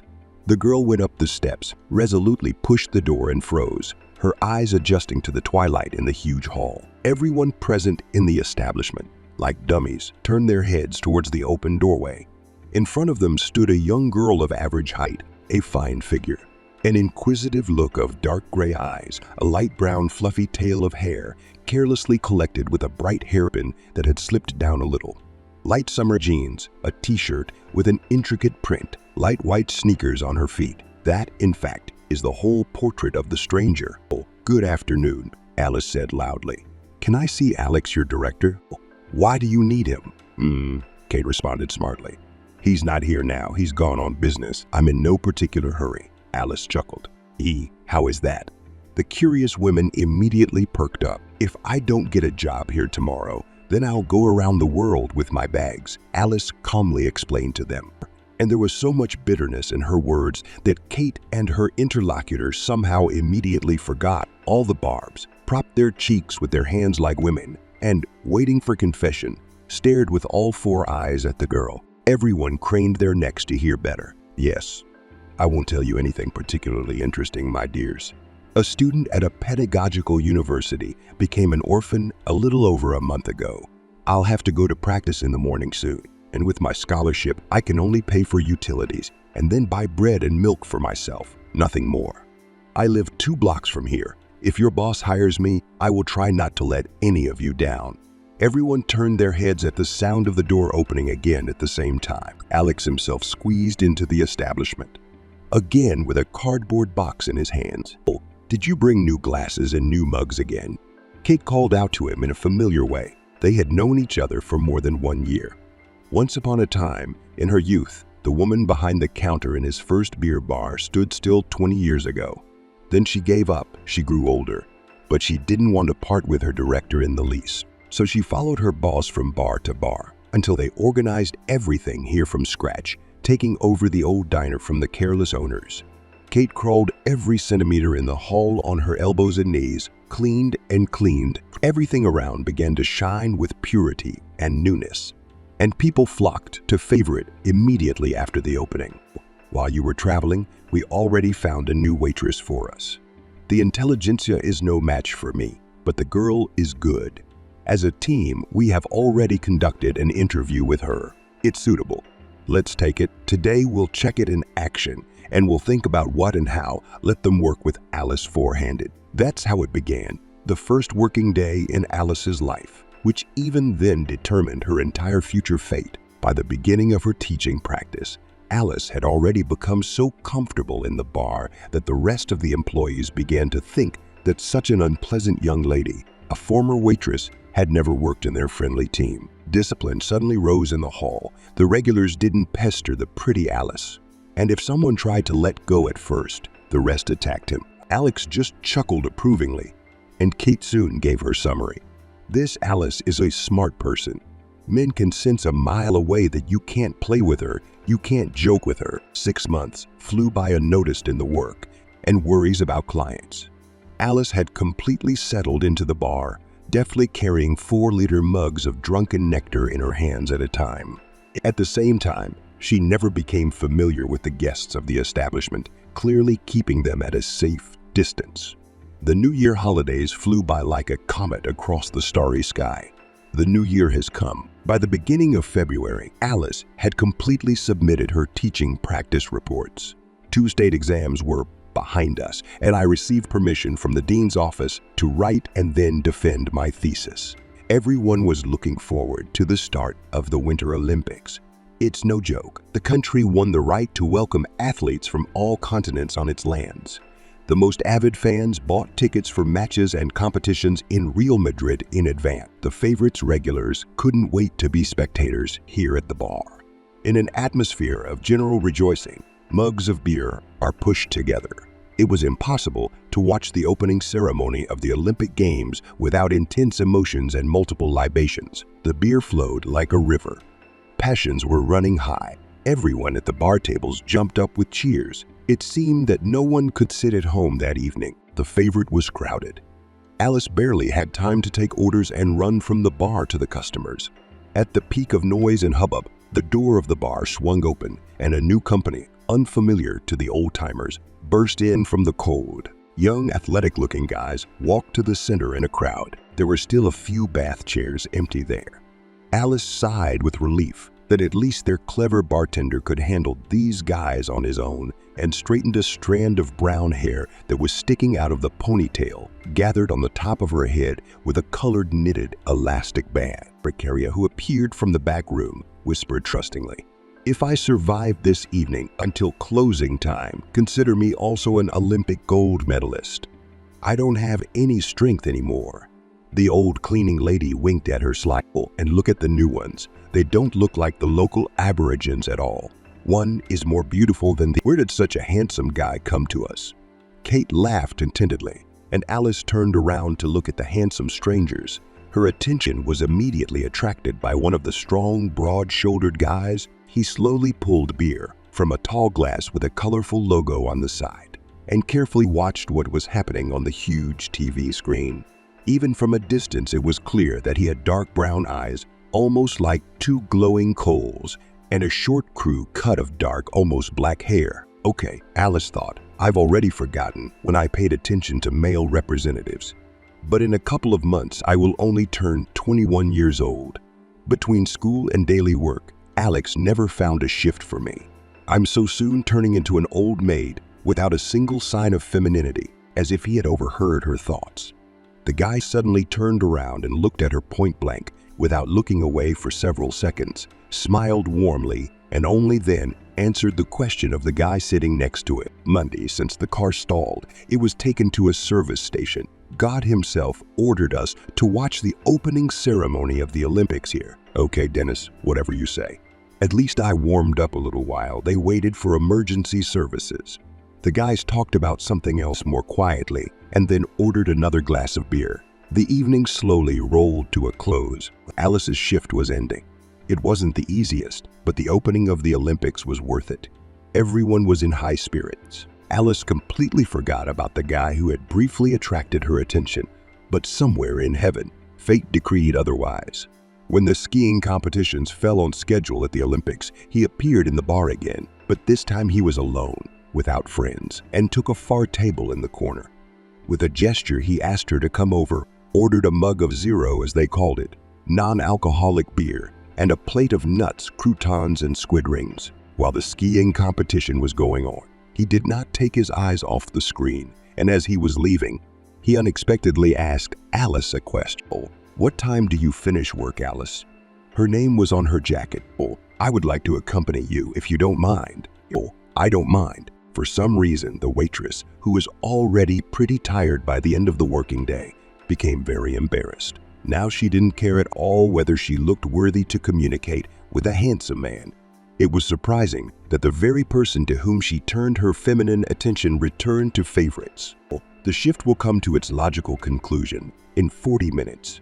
I'll be waiting for you in the car at the entrance. Take it easy on your work. I'm not in a hurry." It took a minute to drive 2 blocks to her house. The night streets were already completely deserted.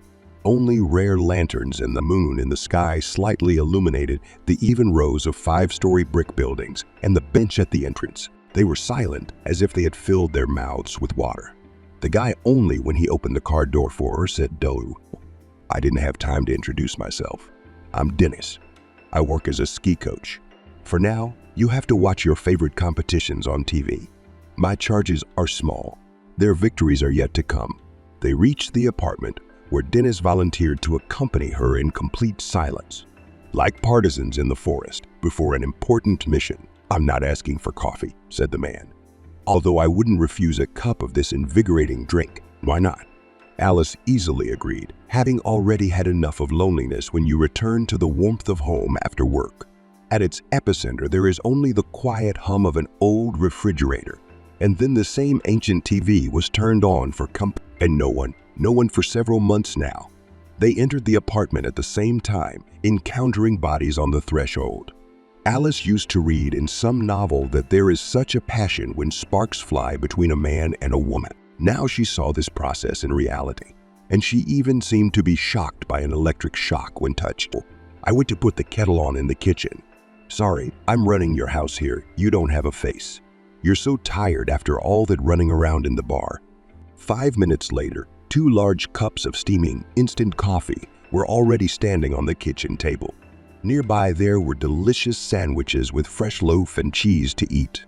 Alice ran to the store just before work to get groceries. Dennis acted as if he had been preparing dinner for the 2 of them for many years, casually and habitually. After eating, he quickly rinsed the cups over the kitchen sink and placed them in the metal drainer. Then he began to say goodbye. "Oh, until the Olympics are over, I will meet you from work every day, and then we'll see." He was a quiet man in life and a very reliable husband, her Dennis. She had never known before what it was like to be behind an impenetrable stone wall. After meeting, they became close at lightning speed, without long courtship, sweet bouquet, special romance. He became her first and only man. Yes, it remains that way to this day. A year after they met, curly-haired George, who looked like his father, was born, and 3 years later, fidgety and hooligan Mary was born. She and Dennis had already decided that, given their now common passion for alpine skiing with their offspring, they should stop for now. And suddenly their husband passed. "How come? Just yesterday, a person hugged you, whispered tender words in your ear, lived side by side. Today, he is no more." Then, at the beginning of their family life, and then in between the births of children, Dennis and Alice spent all their free time in the mountains, either waiting for the first snow or seeing it off at the end of the season. Alice graduated from a pedagogical institute long ago, but she never had the opportunity to teach schoolchildren the rules of spelling and love of literature. At the Olympic Reserve School, where her husband worked, a vacancy became available for a teacher for a younger group of promising children who had come to their city from all over the country. Dennis's parents were doctors and epidemiologists. Mary took after their mother, blonde-haired, gray-eyed, with an outwardly calm and peaceful, a misleading impression. In fact, she was a collector of pranks, a lover of acute situations and adventures. Younger than my brother, she became rooted to skiing. People around joked that this girl was already born wearing ski boots and holding. Alice stroked the ski equipment lying on the mezzanine. My eyes stung with tears again. How ornate everything turned out then, a year ago. Stefan was born. She was on maternity leave with him again. Large, as Dennis laughed. They were once walking with a glass stroller in the park near a newsstand. The children lingered, and they liked the plastic toys on display. The talkative saleswoman even stuck her head out of the window, looking at their friendly family. And then she reached into the inner bin somewhere and pulled out a slightly tattered lottery ticket. "Young people, here I have a ticket from the instant lottery. You just need to rub the stripe and you will immediately see whether you have won or not. It's worth $1. Try your luck." Dennis and Alice laughed. "We don't believe in any of these lotteries." While they were chatting with the newspaper and magazine saleswoman, the children each chose a toy, but they were both very pleased with the purchase. They noisily rushed forward along Park Alley. Dennis said, "Stephen can't choose a gift for himself yet. The lottery is for him. Let's erase the stripe right here." Alice picked up the top layer of paper with the edge of her sharp nails, rubbed the surface, and faded blue numbers began to appear underneath. Having read what appeared on the piece of paper, she grinned and said only one word. "Oh, what's so funny?" Dennis reacted immediately. "We won $1 million. The children had already returned to the kiosk, having run all the way to the end and back. The curious owner of the paper treasures leaned out of the window. "Did you get any money? Up to $100? I can give it to you right here on the spot." "Yes, the number 100 also appears there," answered the confused Alice. "Only $1 million. No, go away." The aunt said in surprise. I immediately thought that I should have erased the stripe on this piece of paper with frayed edges that seemed so expensive. "If the win is big, you will have to go to the head office." In my memory, the largest amount was $25,000. One man here erased my ticket. He came to see me later and told me that everyone paid him according to his rank. Excited by the unexpected situation, Dennis and Alice, picking up the stroller with the sleeping Stefan and the older children, went home. There they looked again at the inscription on the ticket under a magnifying glass. There was no doubt about the numbers. Alice had to say the last weighty word on what to spend the money that had accidentally fallen and already safely received. The woman thought for a moment and then made her verdict. "Dennis, I love you very much. I am saddened by the longing for the snow-capped mountain peaks in your eyes. You and your students have already been to the resort this winter season. But I remember your dream to conquer the black slopes on Elbrus and with your wards. You cannot move further than the green and blue ones. They are all newbies, mostly. Ride the red trails a couple of times in your free time, and that's it. Adrenaline. This will not create a new melancholy. You have vacation in a week. Because of Stefan, I won't be able to keep you company. Go to Elbrus with one of the guys who are avid ski lovers." At first, Dennis was greatly puzzled by his wife's proposal, but his beloved woman was right. After suffering a serious injury 8 years ago, professional skiing in any competitive form was forever a thing of the past for him. At first, he was even thoroughly depressed by such a verdict from the doctors. Later, he was found by the management of the Olympic Reserve School in his hometown with an offer to switch to coaching. He still kept in close touch with his friends, fellow fans of the Krushi Mountains, covered with a cap of fluffy snow. He taught young boys and girls at the school. The pain from the consequences of the injury slowly subsided. He dreamed of riding at least once on a real daring ski trail. The whole family accompanied Dad to the train. Then we went to a pastry shop to buy our favorite cakes and drink tea in the evening in honor of the head of the house's vacation. Dennis always devoted so much time to his family that their joy for him was sometimes you need to let your husband and Dad go free skiing too. Alice then vaguely remembered the day when she received a call from the ski base on Elbrus. The Kabardians, who spoke English, spoke poorly 4 days after the arrival of Dennis and his friends. A company of young majors from among the golden elite of society appeared at the base. Young people went out to the ski slopes heavily drunk. When they announced the danger of avalanches, they just laughed in their instructor's face. "We are not afraid of anything. We went to the track and will continue to go." Today we just decided to try out your black one for the pros. We've all been skiing skiers for years, but you're not our boss here." An elderly Kabardian, a guide instructor with many years of experience, himself a former athlete, just shouted when he heard this statement. "Do you even know how many of the same crazy people died near the Black Ski Road, as in permafrost, as in the grave? You can't even get corpses from there later. Moreover, the weather is predicted to be bad." No one listened to the words of the experienced mountain old-timer. They came down, drinking whiskey, patted each other on the shoulder, and poured out of the wooden frame into the street in a crowd. Dennis and his friends, already finishing their coffee and khachapuri at the table, exuding the aromas of fresh-baked goods, also soon rose from the table. Their plans included a short warm-up on an easy green track. Today they did not intend to drag the ski bull by the horns of danger. In the courtyard of the ski resort, everything was quiet and peaceful. A large shaggy dog was stomping around the booth, having just finished eating a sugar bone that the cook from the cafe had treated him to. Here, far from civilization, everything was different from somewhere in the Alps. Much simpler, without the frills of tourist services. It is at the foot of the two-headed giant Elbrus that guests of Kabardino-Balkaria can never be counted. And here, a little further from the village, is a place for experienced people, for our own people. An hour after breakfast, large, dense snow began to fall from the gray sky, which was beginning to frown and pout with causeless anger. Another hour later, the sky was completely clouded with black-purple clouds. The Kabardian quietly whispered something under his breath and moved his lips with annoyance. Then I couldn't stand it, dressed warmer and went towards the black ski slope. Having walked the entire way along the only trails he knew, half an hour later he stopped at the very top of the point of descent along the ski slope. On the side of the slope, he saw a flock of young people in bright red and yellow jackets. They fiddled around near the same place, then moving away, then approaching it again. The Kabardian cursed again, sensing something was wrong. His fears were not in vain when he got to the unfortunate skiers. They vied with each other to explain to him that they had started an impromptu competition. They were descending in a line one after another, when the three guys riding in front of them, before their eyes, seemed to fall through the ground, go somewhere under the snow, as if it had never happened. I told you, I warned you that it's not good to climb onto a black branch, especially while drunk and in bad weather. There are plenty of treacherous crevices here. I'll go and call the guys who are skating on the green track.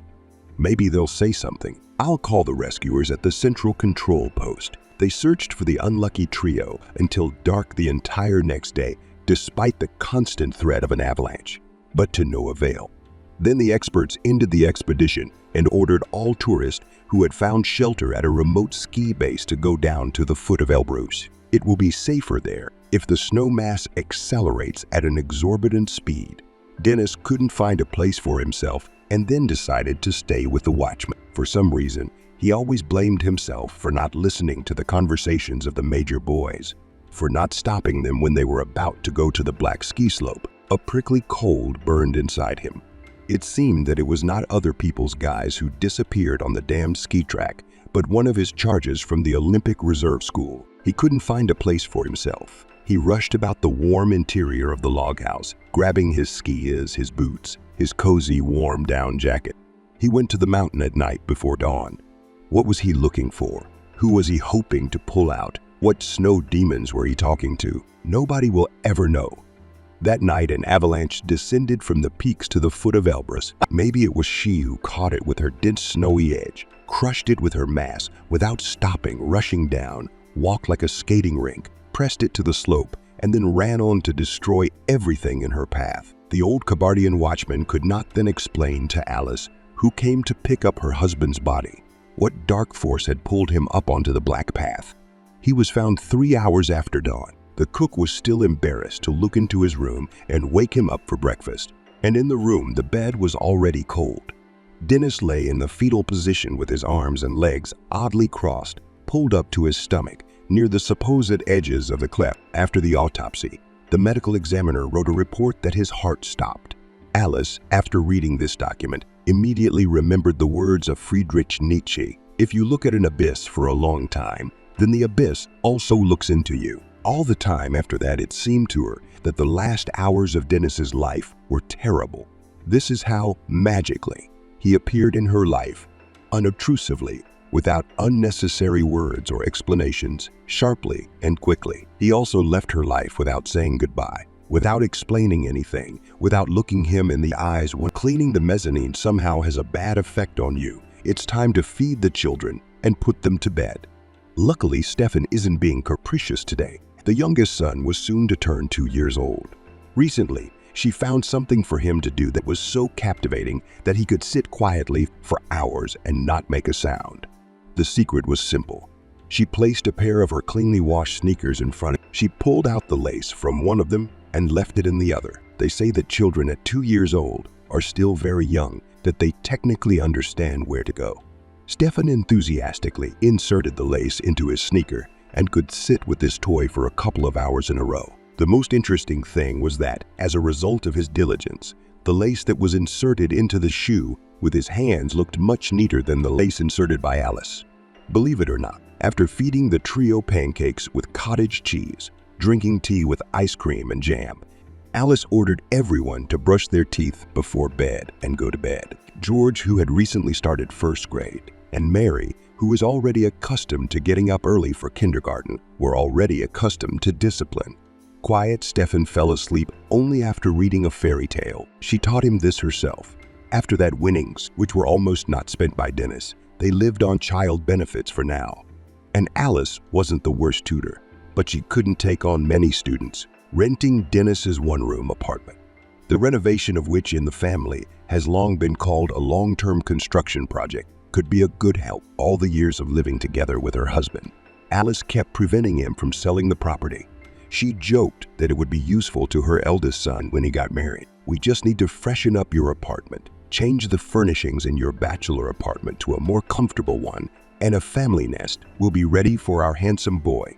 He is growing like in fairy tales by leaps and bounds." For some reason, Alice also wasn't in the mood to sell both apartments, hers and Dennis's, and buy something newer and more spacious. She couldn't really explain this feeling, but they lived like this for all 7 years of marriage in an old 5-story building on the outskirts. There was again no money to continue renovations at the Dennis house. The money was inexorably melting away. Once again, the question of placing the youngest in kindergarten arose urgently, but as usual, there were no places. The golden autumn outside the window rustled with fallen leaves underfoot. Today's janitors were not as diligent as Sandra. At one time, foliage was collected reluctantly into large bags. Sanitary control prohibited burning. Therefore, at first they stood in a whole army along the walls of the house, and then once a week they were taken somewhere in a garbage truck. And now there is a whole line of them lined up near the dark brickwork. It seemed to Alice that some shadow was moving at its epicenter. Just in case, she called the cat. The woman often fed mongrels with tails. She even promised her children that someday they would definitely have a pet. "Hey, I'm going to the store. I can buy you some sausage." "Wait, Fluffy." Alice almost fainted from surprise when a clear voice rang out. Thank you, of course. If you're hungry, liverwurst is good, but I love big, juicy sausages. Even if there is no place to cook them." "Who are you?" The woman called out to an unfamiliar creature. "You will be surprised, but I myself would really like to know who I really am," the girl answered. And this was just a girl, small in stature, with 2 pigtails, with slightly blind, but clearly not at all childish eyes. "Why are you walking around alone at night?" "Here on our outskirts, it is not safe. Walking around alone at night like this. I worked in a supermarket." The strange person answered ingenuously. It was not possible to steal anything on the sly. "Do you live by stealing?" Alice was surprised once again. Not the most promising income. This happens extremely rarely. Just little things. If on some day you fail to earn something honestly, where do you live and with whom? He asked Alice. The answer plunged her into severe shock. Since the homeless people found me on the street, I have been living with them in a house prepared for demolition near the city station. The police know about our community, but for some reason they don't touch us. Maybe she's happy with the fact that we're at least a little under her watchful eye. I have amnesia. We have an old doctor there, also homeless. She was the one who gave me this diagnosis. She cured me after I was hit in the head from behind. I don't know who attacked me. I don't remember my name or where I lived before." The girl's trusting confession melted something in Alice's soul. She immediately asked herself a question. What would Dennis do now in her place? She knew the answer. He would try to somehow help the unfortunate victim of circumstances. For some reason, Alice was sure that there was not a drop of lies in the words of the night stranger. "You know what? Let's go to the store. I need to stock up on milk and bread. And then to our home. I have 3 children. We'll be able to accommodate ourselves somehow. Oh, something is inconvenient. You do not know me at all. As a teacher of English language and literature, I cannot help but note her correctly and competently delivered speech. The girl is clearly not from the margins or from some slums which could have brought her into the lair of the homeless. What insidious forces and people had a hand in this? In the supermarket, Alice examined her find near the bags of fallen leaves in more detail. The clothes are poor but completely clean, without holes. She looked about 20 years old. It was in the darkness that the girl seemed almost like a child. The unfortunate creature gave away a look that was not at all childish. Some life experience was visible in him, and even a living mind was visible. This inquisitive gaze of green-brown eyes was not stupid. Apparently, in that past life, this girl wore glasses. In the brightly sacred hall of the supermarket, she busily checked the expiration dates on the milk and sour cream labels. True, I asked Alice for clarification. Some dates were filled with. Then I spent a long time looking at the labels on the bread, now packed in plastic wrap, accompanied by colorful drawings, the name of the baked goods and other information. Alice was surprised again. She chose baked goods only based on freshness, appearance, and inspiration. The girl read something inquisitively until she put a sliced loaf and a loaf of whole grain flour bread into the basket. On the way out at the checkout, she did not fuss and behaved confident. It didn't seem like someone who was used to stealing and had never known other living conditions could behave this way. Where did you learn all these tricks to choose the right products? I don't know, it's like something is triggered in my head. It would be better if my memory told me the name and not how to understand bread and milk. They entered the apartment quietly. The children were sleeping peacefully. Only the lamp in the hall cast faint reflections of light on the walls. Among the homeless people, they nicknamed me Helen because you seem to find me consonant with this name. You call me that too, since you decided to invite me to visit. And yet, do not consider my request impudent. Can I take a shower with you? It was always inconvenient for me to wash in our semi-barracks behind a screen. Fetch water from a water pump around the corner, heated on the electric stove, for which we always get charged by the police. What kind of wash is this? Alice brought a large terry towel from the bedroom, gave us pajamas from her personal supplies, and showed us how to use the gas water heater. There was not a shadow of doubt in her soul that pseudo-Helen would want to take something from them, take advantage of her trust and deceive her. After the shower, the girl came to the kitchen, where Alice had already made her tea with milk and a sandwich with sausage, which her children loved so much. In the light of the orange lamp, the owner of the house changed her mind once again. Shining after the hot water, with her hair flowing over her shoulders, with a deep look in her swamp-colored eyes, Helen began to look even older. Sleep was coming to both of them, and although Alice had to get up at 7 a.m. to take her son to school and her daughter to kindergarten, she was overcome with curiosity. I wanted to ask the girl further if she remembered anything at all about her mysterious. Anne stretched out in bed sweetly, like a graceful cat. Freedom of movement, freedom of action, freedom of calls and messages on your loved one's cell phone. That nasty Angela no longer stands between them. It was necessary to name this oligarch's daughter so ornately. She, Angela, is a beloved daughter, the wife of a business partner, a successful young woman. So where is she now?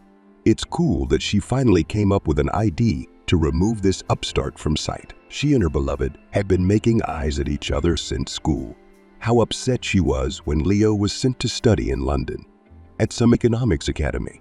At graduation, they danced so languidly and tenderly to the envy of all their classmates. Rumors have already spread around the school that they are a couple, and here is such a surprise with this study abroad. Angela didn't waste any time with her studies at that moment either. Two avid business partners owned shopping and entertainment centers, restaurants, and supermarkets around the city. Yes, they don't have London or New York here, but an ordinary town. But by local standards, the fortune of the owners of all this wealth is colossal in terms of the number of zeros. Such a cool business should be in good hands. So Angela, as everyone around her called her, went to university after school and graduated from the Department of Food Expertise. I learned from the appearance of sausage, cheese, chocolate, and all other goodies to almost never be mistaken about their quality. Leo returned from London, a serious, thoughtful young man. The father had already lost his hands in anticipation that after some time he would be able to transfer all the affairs to his legal heir. Angela's father was older than him, despite the opportunity to receive any treatment he wanted in the best clinics in the world. His health was getting worse and worse. He did his best to involve his daughter in the business, who turned out to be a smart and wise assistant. Once, when Leo was still studying in the UK, a serious conversation took place between the two. "Sergio, my friend, you and I have known each other for so many years. Moreover, we trust each other. How would you look at my plans for my son and your daughter? The couple would be beautiful. We would pool our capital in the name of future grandchildren. Yes, I will only be glad if everything works out for our offspring. They are not the first, nor are they the last, to seal the business with marital ties. I think that in our commercial times, it is better to enter into marriage with people in your own circle so that unnecessary surprises do not arise later." Both interlocutors did not forget about their idea, and when Leo, inspired by his academic success, returned to his hometown, the two families and the men had already discussed their plans with their wives, received full approval, and all the time they casually began to organize picnics, parties, and receptions. So, willy-nilly, Angela and Leo were forced to constantly intersect.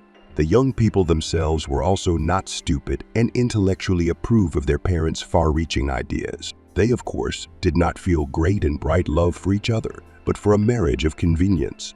Such love is not required.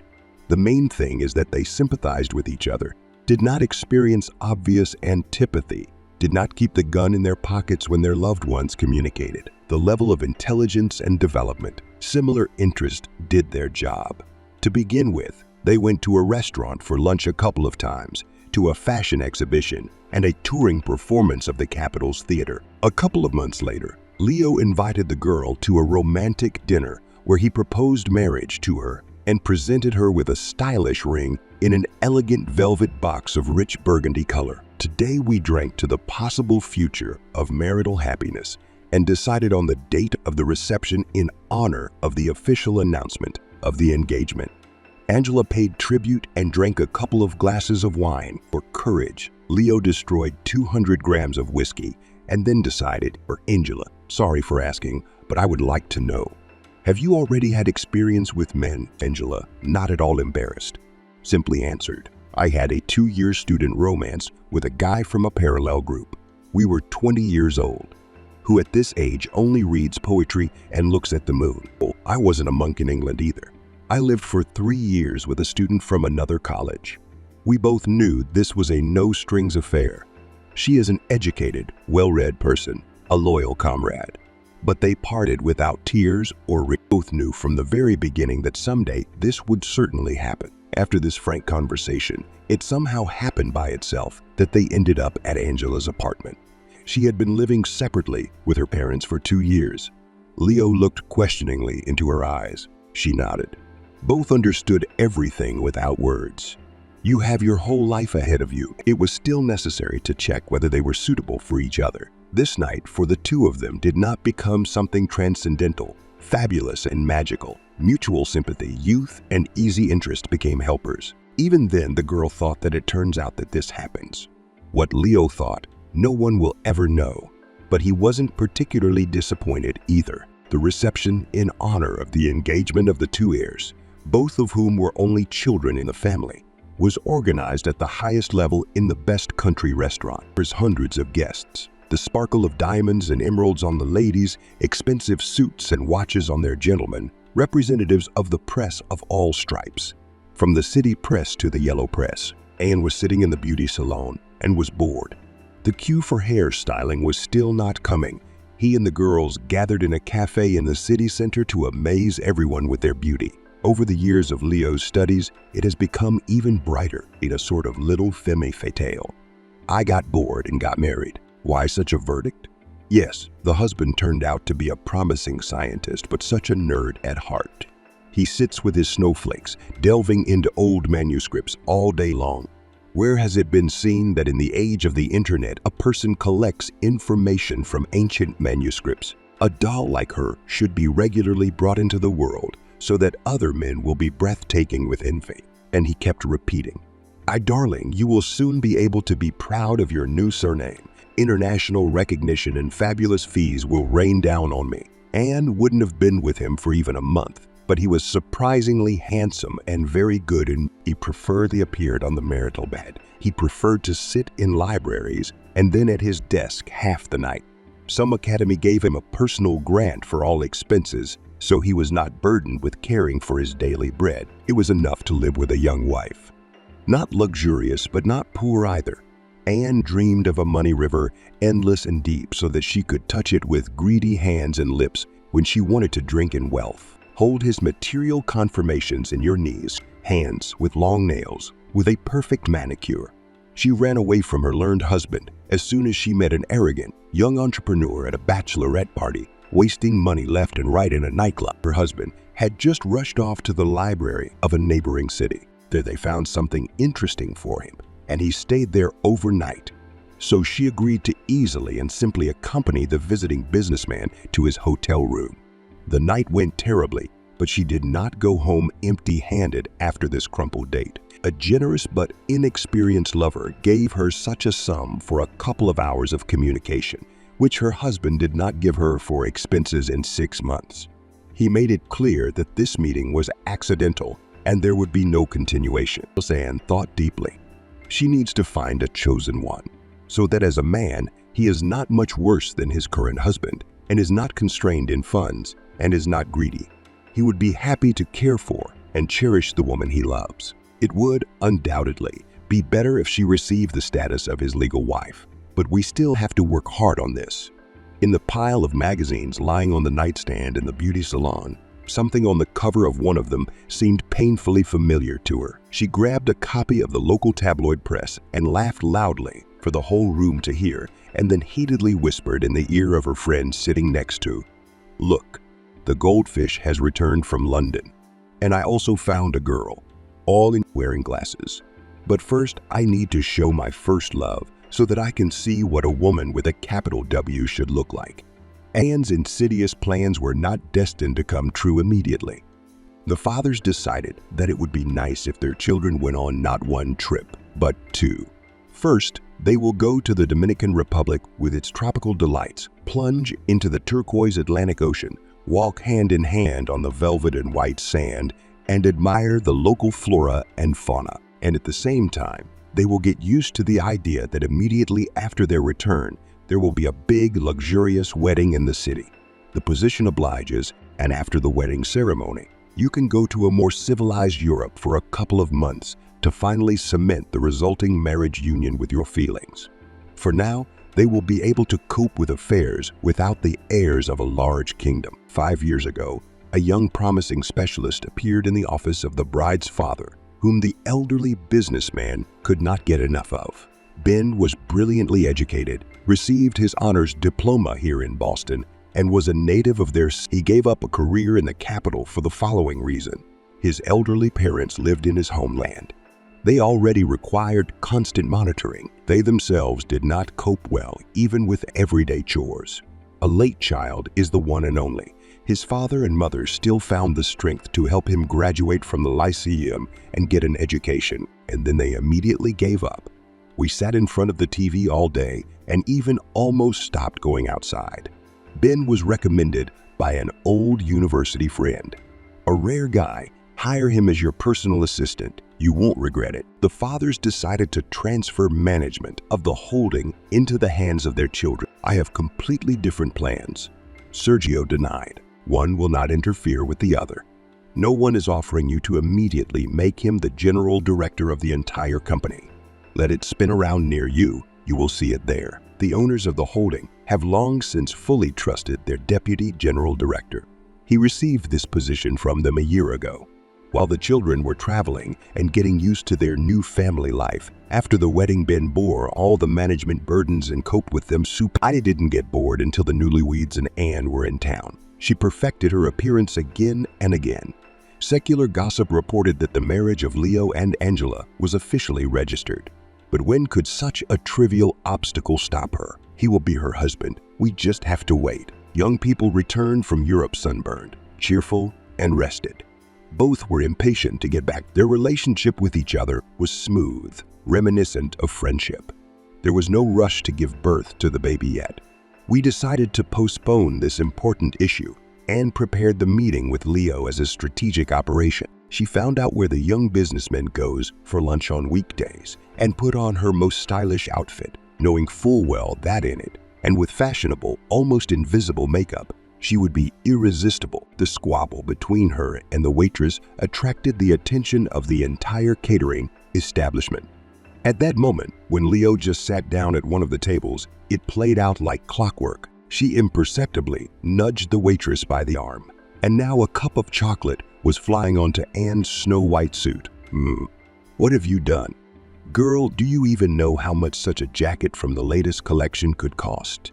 You won't be able to pay for it in a year with your meager salary. Leo involuntarily turned his head towards the frightening lady and was stunned by how wonderfully beautiful she was. Anne also looked in his direction, instantly stopped educating the waitress, and smiled welcomingly. Leo, is that you? A minute later, they were already sitting at the same table. Leo was amazed by the changes that had happened to his school crush.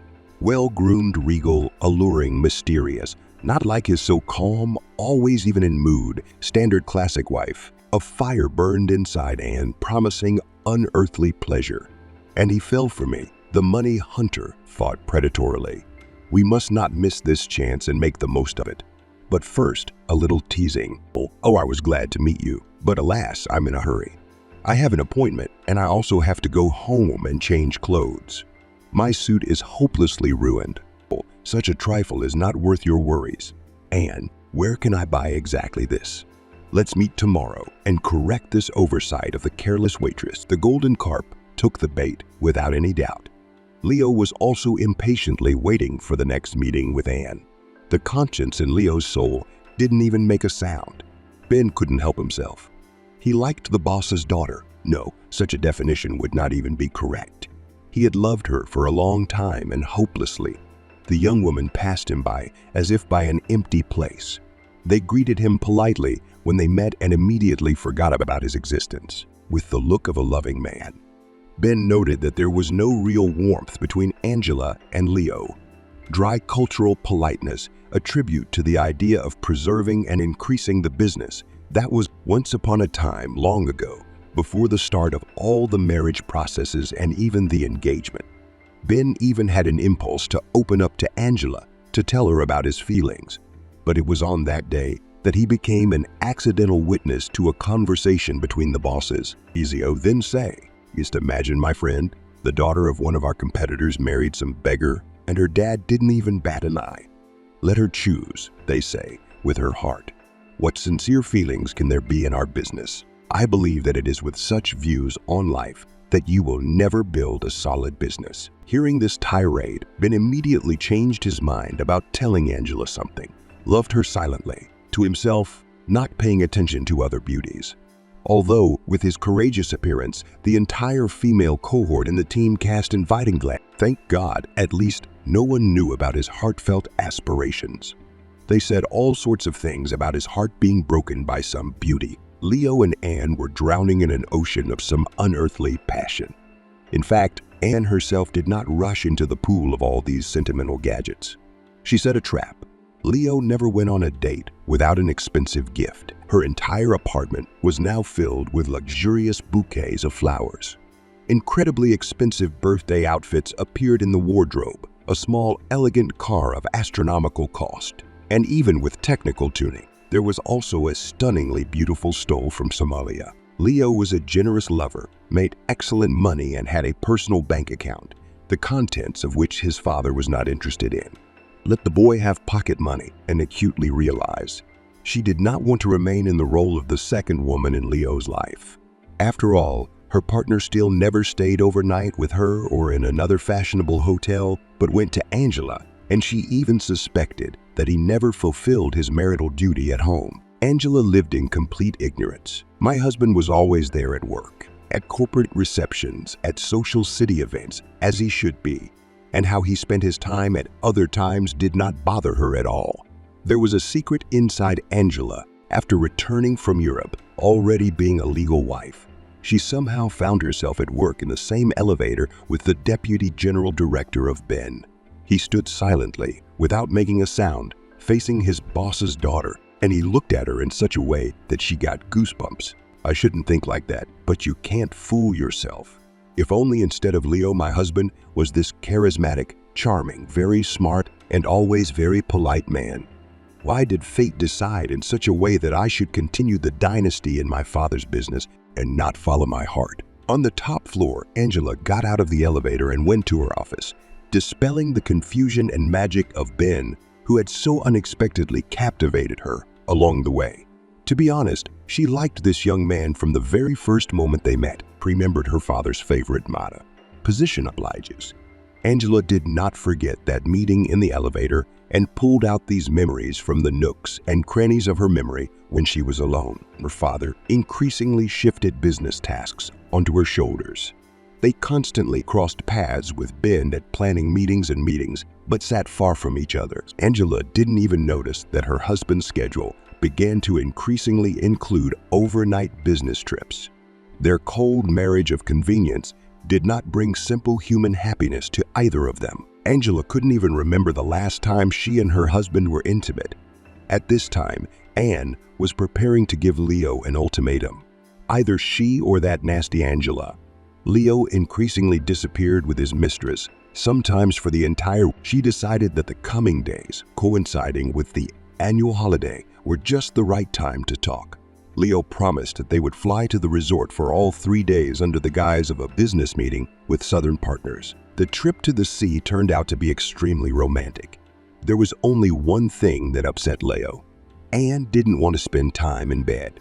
Everything pulled her either to a restaurant or to a new fashionable chain cafe, where they cooked mind-blowing, even generous purchases at the local shopping and entertainment center did not make her more flexible. And the man was puzzled by her behavior, which smacked of either coldness or indifference towards night. After a hearty dinner in the most expensive restaurant at the resort, Anne lay down in bed with him, side by side, but did not let him near her, and started a conversation. "Hey, don't you think it's time for us to somehow decide on our relationship? I'm not going to spend my whole life on the sidelines as your mistress. My girl, you know what our marriage with Angela is based on. Divorce is impossible.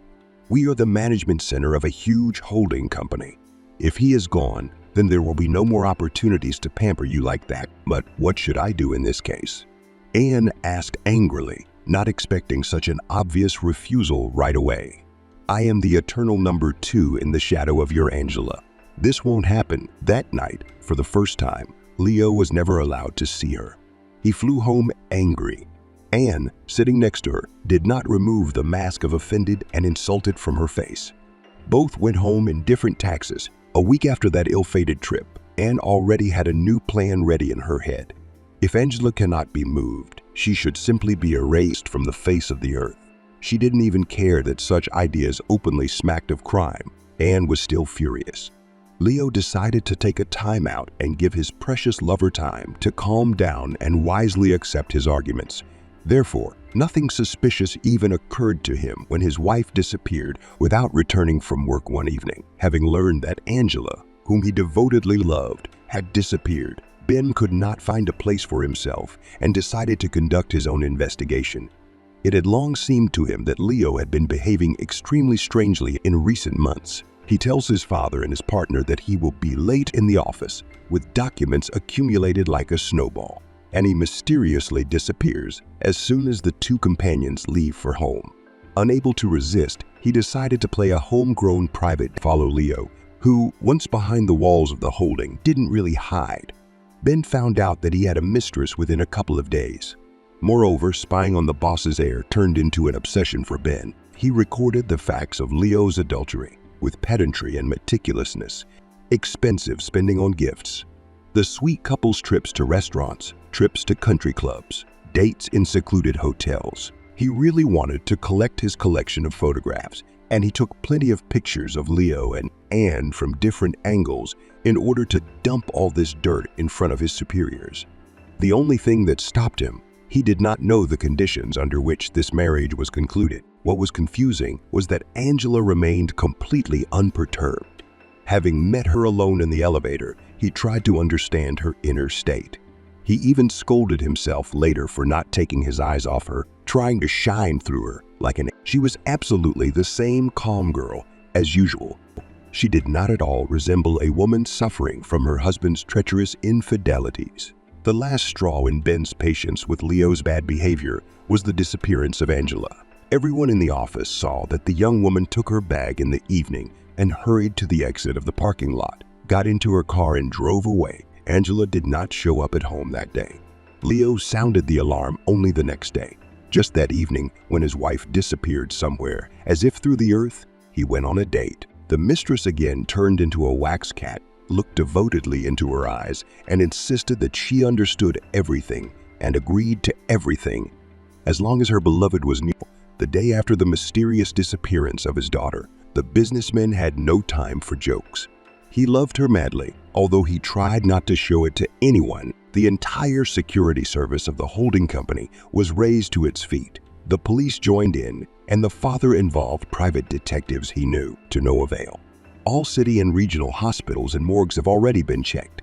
Sergio's people with Angela's photo looked through all the unidentified female corpses.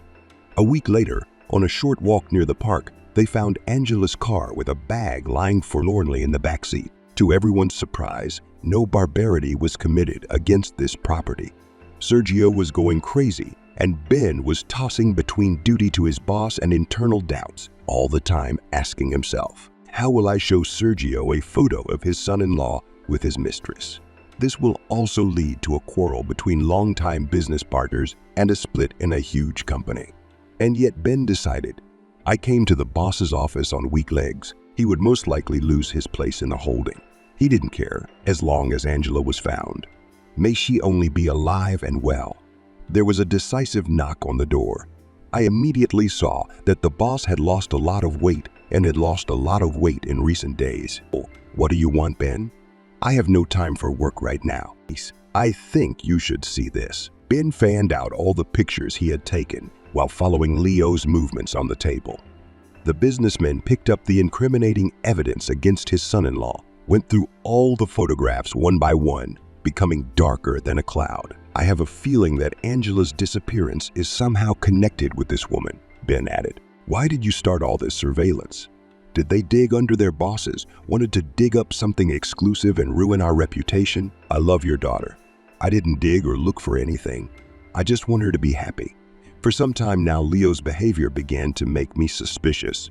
So I rushed to find out what and how. You can fire me now. Why didn't they come to me with all this abomination earlier? Angela seemed completely serene to me. I did not consider it possible to disturb her peace. The man once again looked at Ben from under his brows, then pressed the button to call the secretary. The head of the security service come to me and tell Oliver that I would like to see him in my office. Ben was taken aback. Previously, the younger Sergio always went to his partner himself when he had questions, and all corporate meetings always took place in the meeting room next to Oliver's office. You can be free, Ben. I will inform you additionally about my decision regarding your non-work initiative. The conversation between the two oldest partners was difficult, but first Sergio showed Oliver all the photos of Ben's work. Without saying where he got these materials from, he asked directly, did you know that your son is recklessly having an affair with his mistress? Oh, no, this was unknown to me. If I had known, I would have tried to stop this disgrace. The head of the security service knocked on the door. The men focused on developing a search plan for Angela Due to newly discovered circumstances, Anne was carefree drinking coffee and chatting with a friend on the phone when someone knocked on the door of her apartment. She stretched sweetly, smelled the silk robe, and coquettishly asked, "Darling, is this how you decided to joke? You have a key, don't you? Open up. And Leo sent us to you." The woman instantly opened the door. Two hefty guys with either military or athletic bearing burst into the apartment. One of them asked sharply, "Where is Angela? We warn you that the next person to knock on your door will be the police." Anne batted her eyelashes indignantly. "I don't know who Angela is. It's some kind of mistake." The second of the uninvited guests dumped photographs on the coffee table in front of her. "We will still prove that you have something to do with her disappearance. And then you will face a much more serious article of the criminal code than now." In 1 minute, the beauty Anne, hiding her face in horror, turned into a pitiful semblance of a femme fatale. She began to speak awkwardly. "I only asked the guys at the bar to intimidate her. But these idiots overdid it and hit me on the head from behind with something heavy. When I gave them money for the work, they said they were confused. They took her by the arms to the waiting room at the station and sat her down on an empty chair. After the injury, she did not lose consciousness, but she became somewhat lethargic and strange. The guys showed her the phone, on which they recorded the entire conversation and her confession.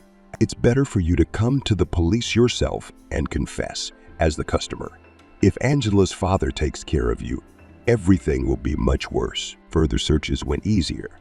The holding security service turned the entire station upside down and came to the lair of the homeless.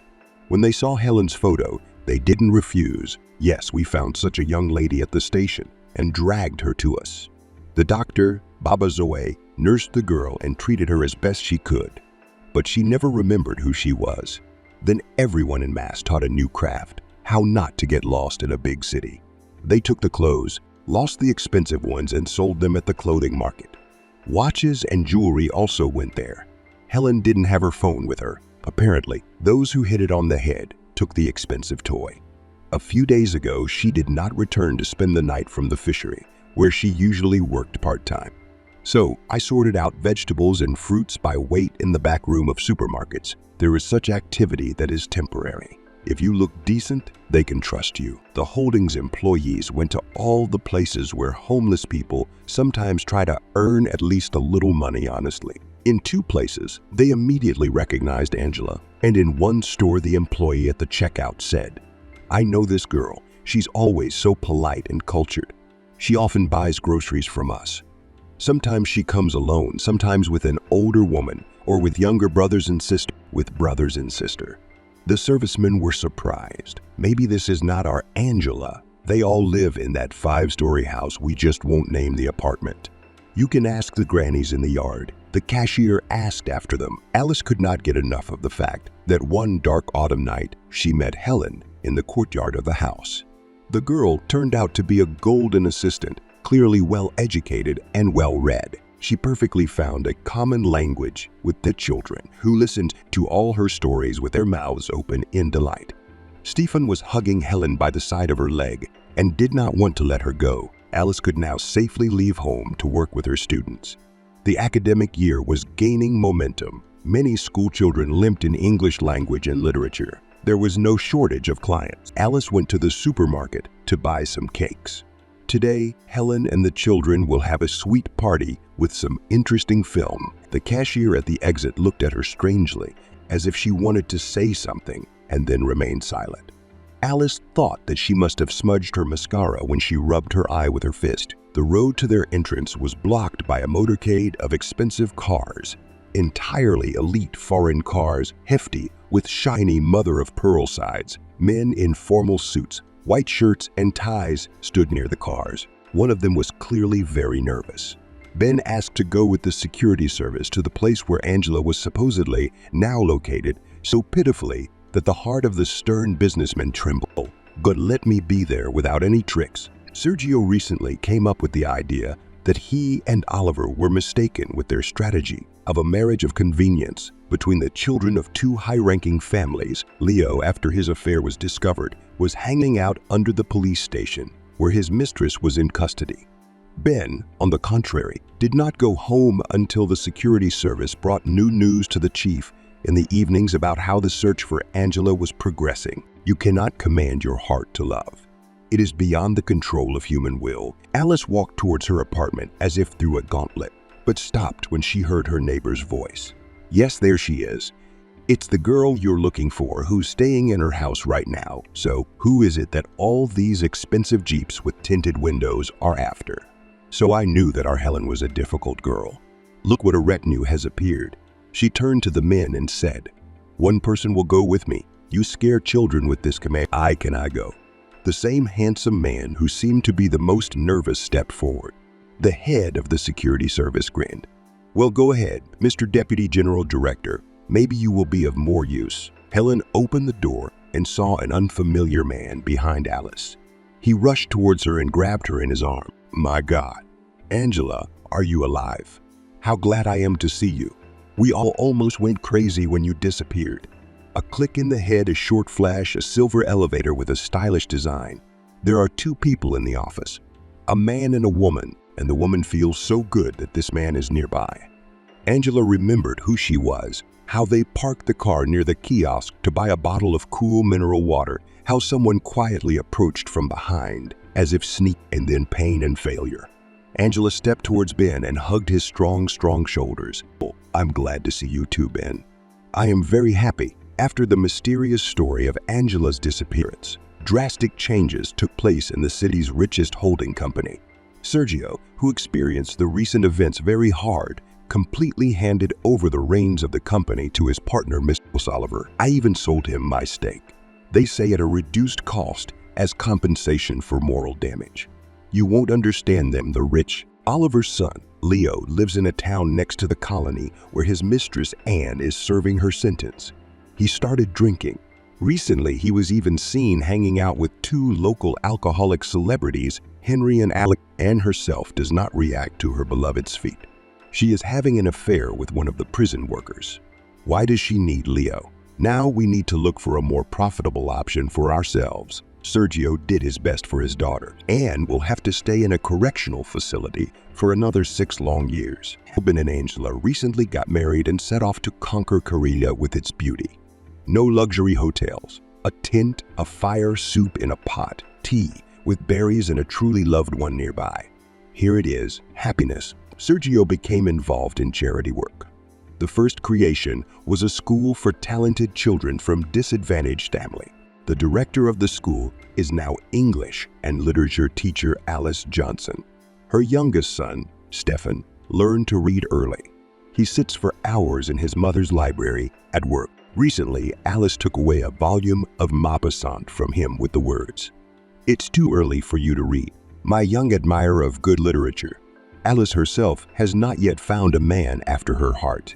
There is no equal to Dennis, and therefore it is better to be alone than with just anyone. Everyone learned their own lessons from the fact that fate once confronted them in this world. Everyone drew their own conclusions from what happened. Life is a motley thing.